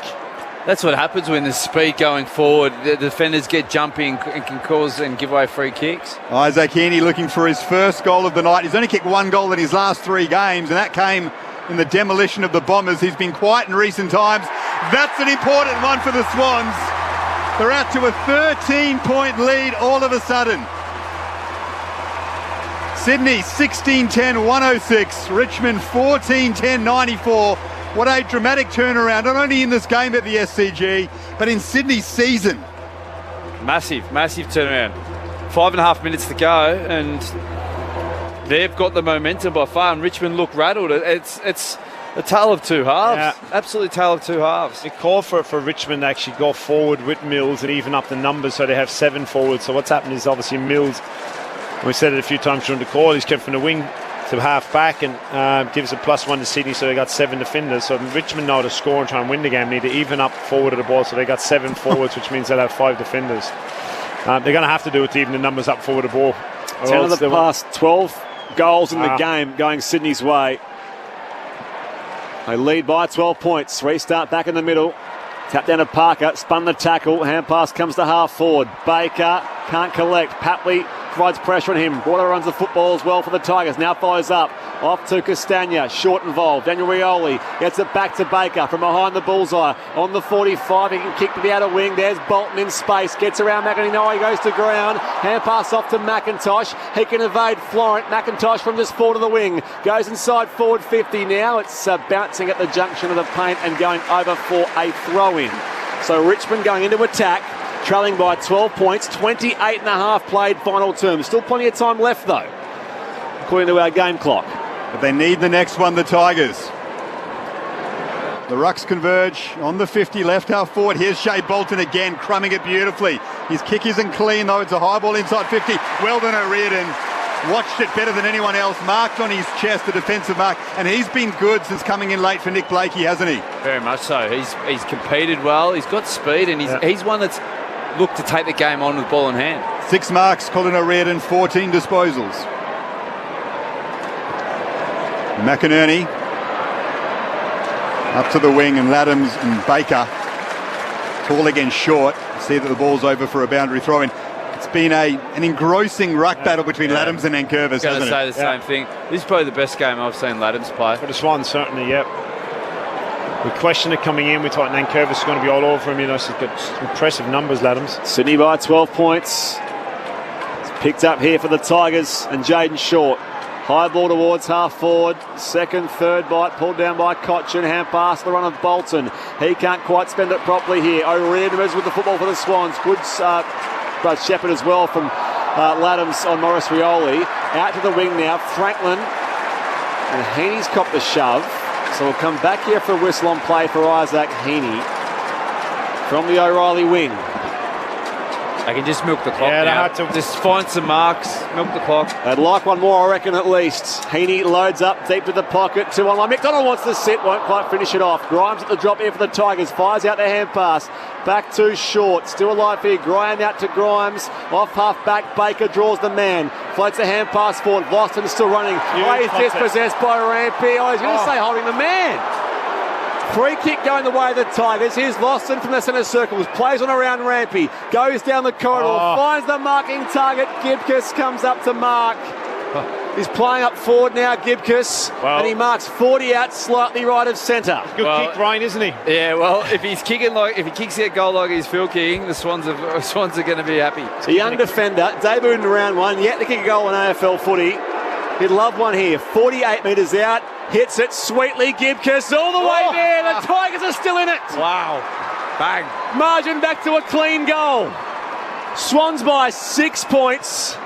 We've played 32 minutes in this final term on Grandstand AFL. I just want to see this contest in the middle of the ground again with Rampy coming forward on Vlosten, whether he held him after it. You know, it's probably holding the ball first. Marginal. Marginal, you know, but Vlosten's composure around Rampy, and actually hit the target. And lovely finish from the young fella. Very much so. This centre bounce is absolutely critical. Absolutely critical. And that is a bizarre decision. I mean, Dana Rampy's met it with courage. He's made the tackle. He can't see where the ball's spilled. Declan Byrne, down to you. When that goal was being kicked, Papley and Franklin looked to the bench and asked him how long left. So they know there's not long left in the game, and they're aware all out there now. About 3 minutes of game time. What a move by Damien Hardwick to send young Josh Gibcus forward to kick his first goal in AFL football and bring the margin back to a clean 6 points. Warning for Richmond. 16-10, 106, 15-10, 100 Richmond. Adams palms it down. Strong tackle by Rowbottom, but the Tigers win it. They snap it inside 50. Going back with the flight, Lloyd did well. Riewoldt just shovels it between his legs, looking for a free man inside 50. Strong tackle by Riewoldt on Parker. Excellent second effort. Ralph Smith picks it up. Now Shane Edwards. Handball in board, looking for Graham. Left it behind. Rowbottom in the pocket. And right half back, his kick is up. And Heaney and Vlosten have to watch it. Vlosten does well to work Heaney under the ball. Handball to Nankervis, left half forward for the Tigers. Vlosten inboard for Graham on hands and knees. They win it back, Sydney. Rioli, that's Daniel with a strong tackle on Warner. And we'll have a ball up 60 metres out from Richmond's goal. They trail by 6 points. Swans hanging on. Take your breath, Garvey. Stoppage. Jake Lloyd out to get the football. He's brought to ground by Graham. The umpire will ball up 60 out from Richmond's goal. Richmond just had to kick it in there. Yeah. They mucked around a little bit with too much handball. 2 minutes left of game time here at the SCG. Nankervis tried to swat it away. Short, out to Ralph Smith. Shoved out of it by Rowbottom. Or went all the way through Lloyd to the Swans. Kicks a turnover straight to Broad.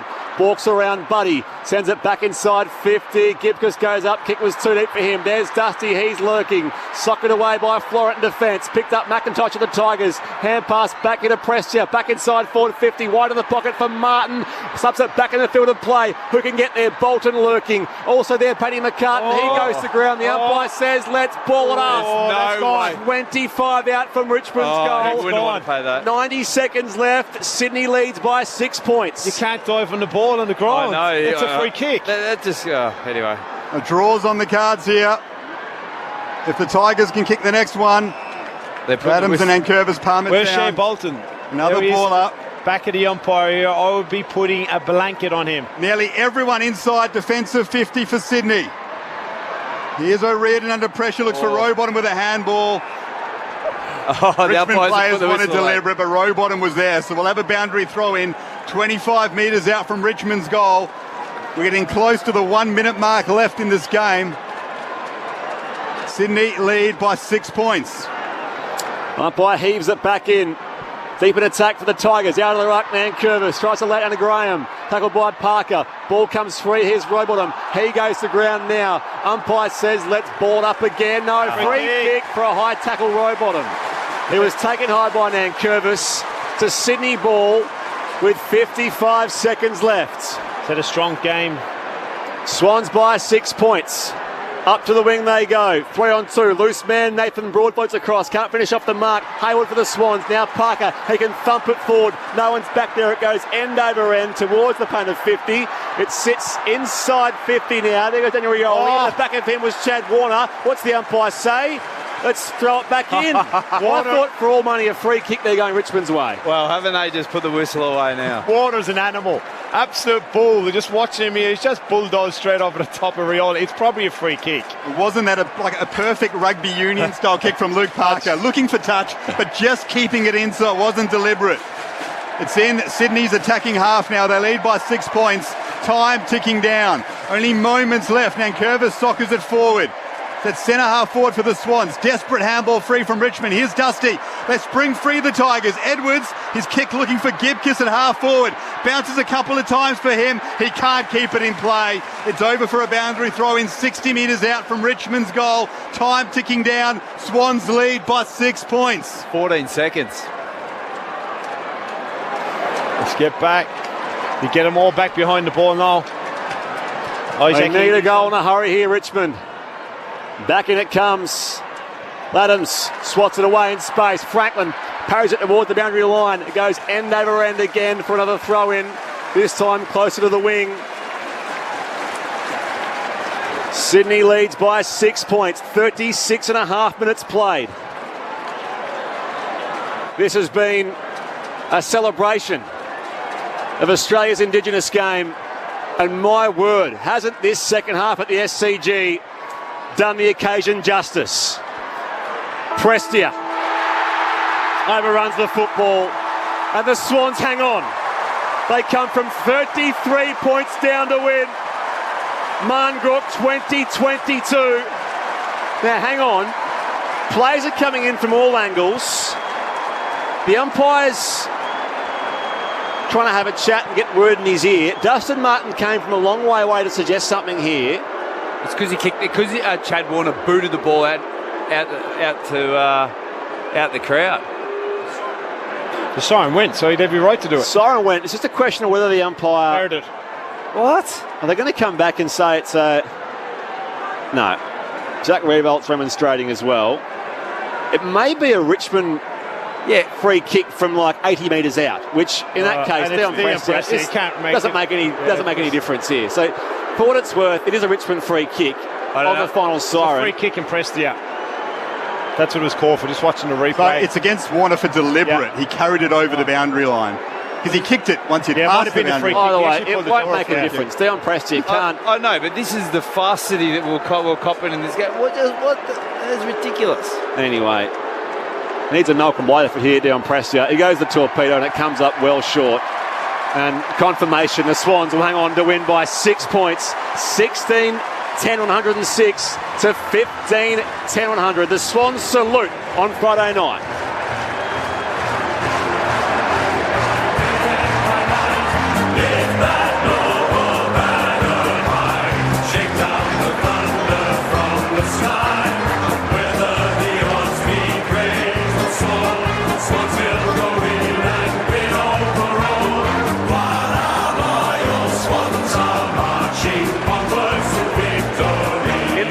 Franklin kicked 5, Sam Reid kicked 3, 2 for Hayward, singles for Campbell, Heaney, Papley, Parker, Rowbottom and Wicks. And for the Tigers, 2 each for Edwards, Graham, Ralph Smith and Short, singles for Bolton, Gibcus, his first goal on AFL footy, Martin, Prestia, Revolt, Morris and Daniel Rioli. The Swans win it by 6 points, Marngrook 2022.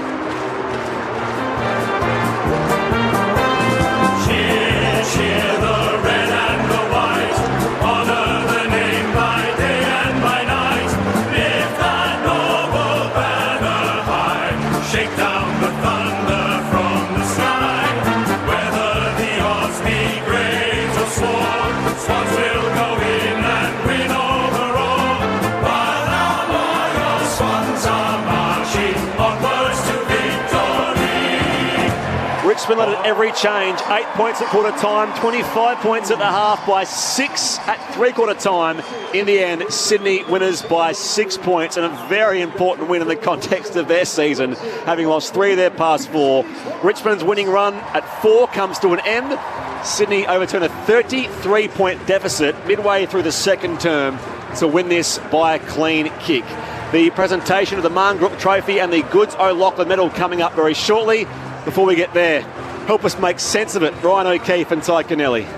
Well, I don't eat my words. You called it. I called it early, and thank God you aren't Anthony Green. So that's just I'm not sure. Like, obviously the Swans end up playing well, but Richmond just looked like a totally different team as well. Like what they were dominating before, they were winning the aerial battle and definitely the ground level and being so efficient in front of goal. They flip it around. The Swans did what Richmond were doing to the Swans in the first half. They were efficient in front of goal. They were winning the ball. They were working hard. They started to get their energy back and go, hang on, we've got to sniff here. And away they went. And obviously Key was Buddy getting on and kicking fire. You know what I mean? He was well held early. Then he got up, he started kicking goals, and all of a sudden he brought the whole team with him.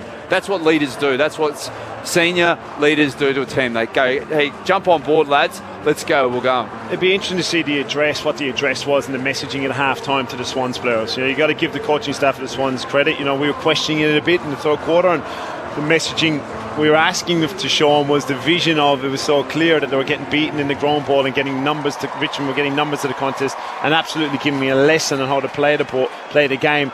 They flipped it on the table. What did they kick? It was 11 of the last 12 goals, something like that. And 10 of the last 14. It was just a domination in the second half as far as our own Sophie Clapham has the presentation.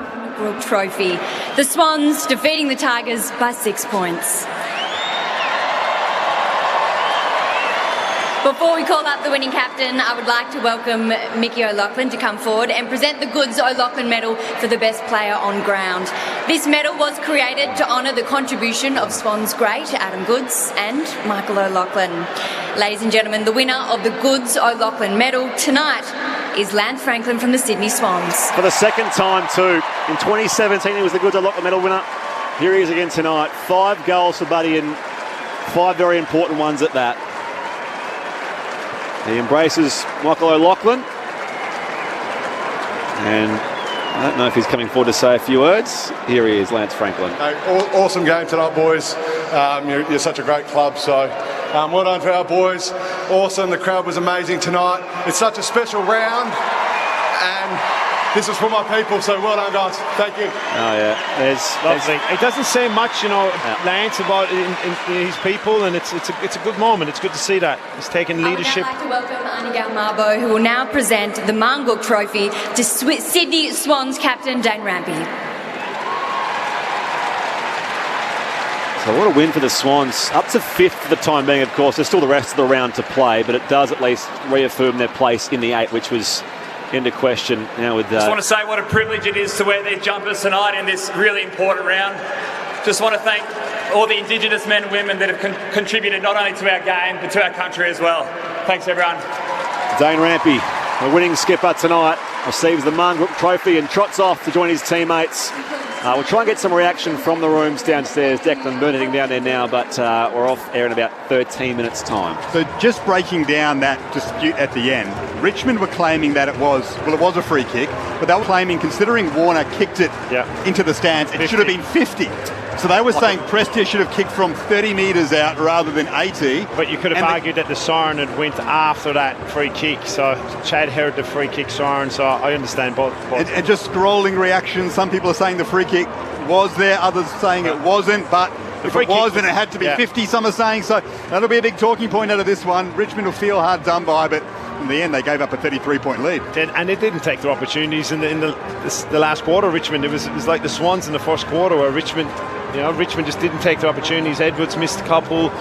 Shea Bolton missed 3 shots in the last quarter. You got to take those opportunities. Sydney didn't take them in the first quarter. And that's the difference in the end. But just their ability to bounce back and show some maturity was impressive for mine for Sydney. We talked about the importance of this game, and isn't football a funny game? If that was a 50 and they go and kick the goal and Sydney lose, it could be their season. It's not. It would have been a draw. So it's just incredible the fine margins in our game and how close things can change and how things can change very quickly for you. So in the first half of football, it was unbelievable from Richmond, and then they flipped it on their head, Sydney. It was a Buddy Franklin super show again. I mean, he wins the Goods O'Loughlin medal with 5 goals in the end to turn the game on its head. But Chad Warner may be unlucky. He had 27 disposals. He was brilliant all game. 9 inside 50, 7 clearances, 4 tackles. I mean, he just kept the Swans going up. He was the player that was keeping him the whole top from 4 quarters. He played 4 quarters of footy. He was unbelievable he was, and his form this year has been red hot. He's the Swans' prime midfielder. But there's many players that jumped up and lifted, and it had to be. And we'll question why you're playing this one behind the ball, because it wasn't working the first half. But what they did, they executed it much better. And Callum Mills they tried to get the ball into his hands so that it would start some of their more aggressive and more proactive ball movement. So it worked for him, and hats off. Before we head to the rooms, Buddy was best on tonight. As to whether he was the fairest, there is that incident with Trent Cotchin in the first half. Anything to worry about there, Tiger, you think? Yeah, I just saw it at half-time. I looked back on social media and saw it, and he might have something to answer because he caught him in the chin with an open hand. The bigger issue, like you said, Carby, is watching the replay of that moment with the free kick was there, and it was Grimes that actually picked it up and went to the umpire. So what happens is there's a ground ball, there's a free kick, Warner pulls Presti's jumper, and then the siren goes, and Warner gets the ball and kicks it out of bounds. Grimes goes up to the umpire and says it's a free kick, then he kicks it out of bounds, so it's a 50-metre penalty. He doesn't give the 50-metre penalty, he gives the... So which way do you go with it? It's very difficult to call because you can't know if the umpire heard the siren or not. So now we'll have another whole week of umpire chat, which will be fantastic to allow it during the week. Players heading down the rooms now. We'll have Declan Byrne down there for us, just seeing a few of the Sydney players going and giving little footies to fans that have stuck around here. 31,387 the crowd tonight, so a nice crowd for a Friday night at the SCG and witnessing the home side win this one by 6 points. You would have had Warner, I'll get your votes shortly, but you would have had Warner for best on? I had Warner for 3, yeah. Yeah, okay, all right. So Sam Reid, Braden Campbell, Dane Rampy just sort of getting high fives from a few of the punters in front of us in the Barwongal stand front rows, as I think we can head down into the Sydney rooms, and Declan Byrne is down there. Yes, Roberts has just got his shower as the debutant. Still waiting on a few players to come in, and they are elated. Yahooing. Still waiting for a few players to come in. O'Riordan trickles in. Reid, Campbell, they're forming the circle. Here we go.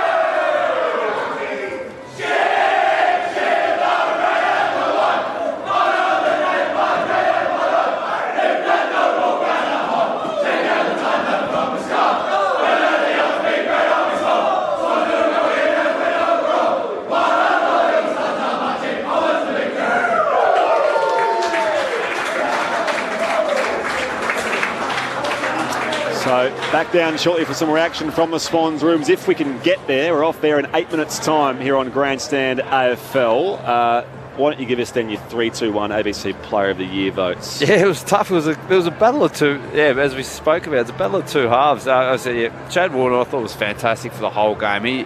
He got the Swans back into it. I gave him 3.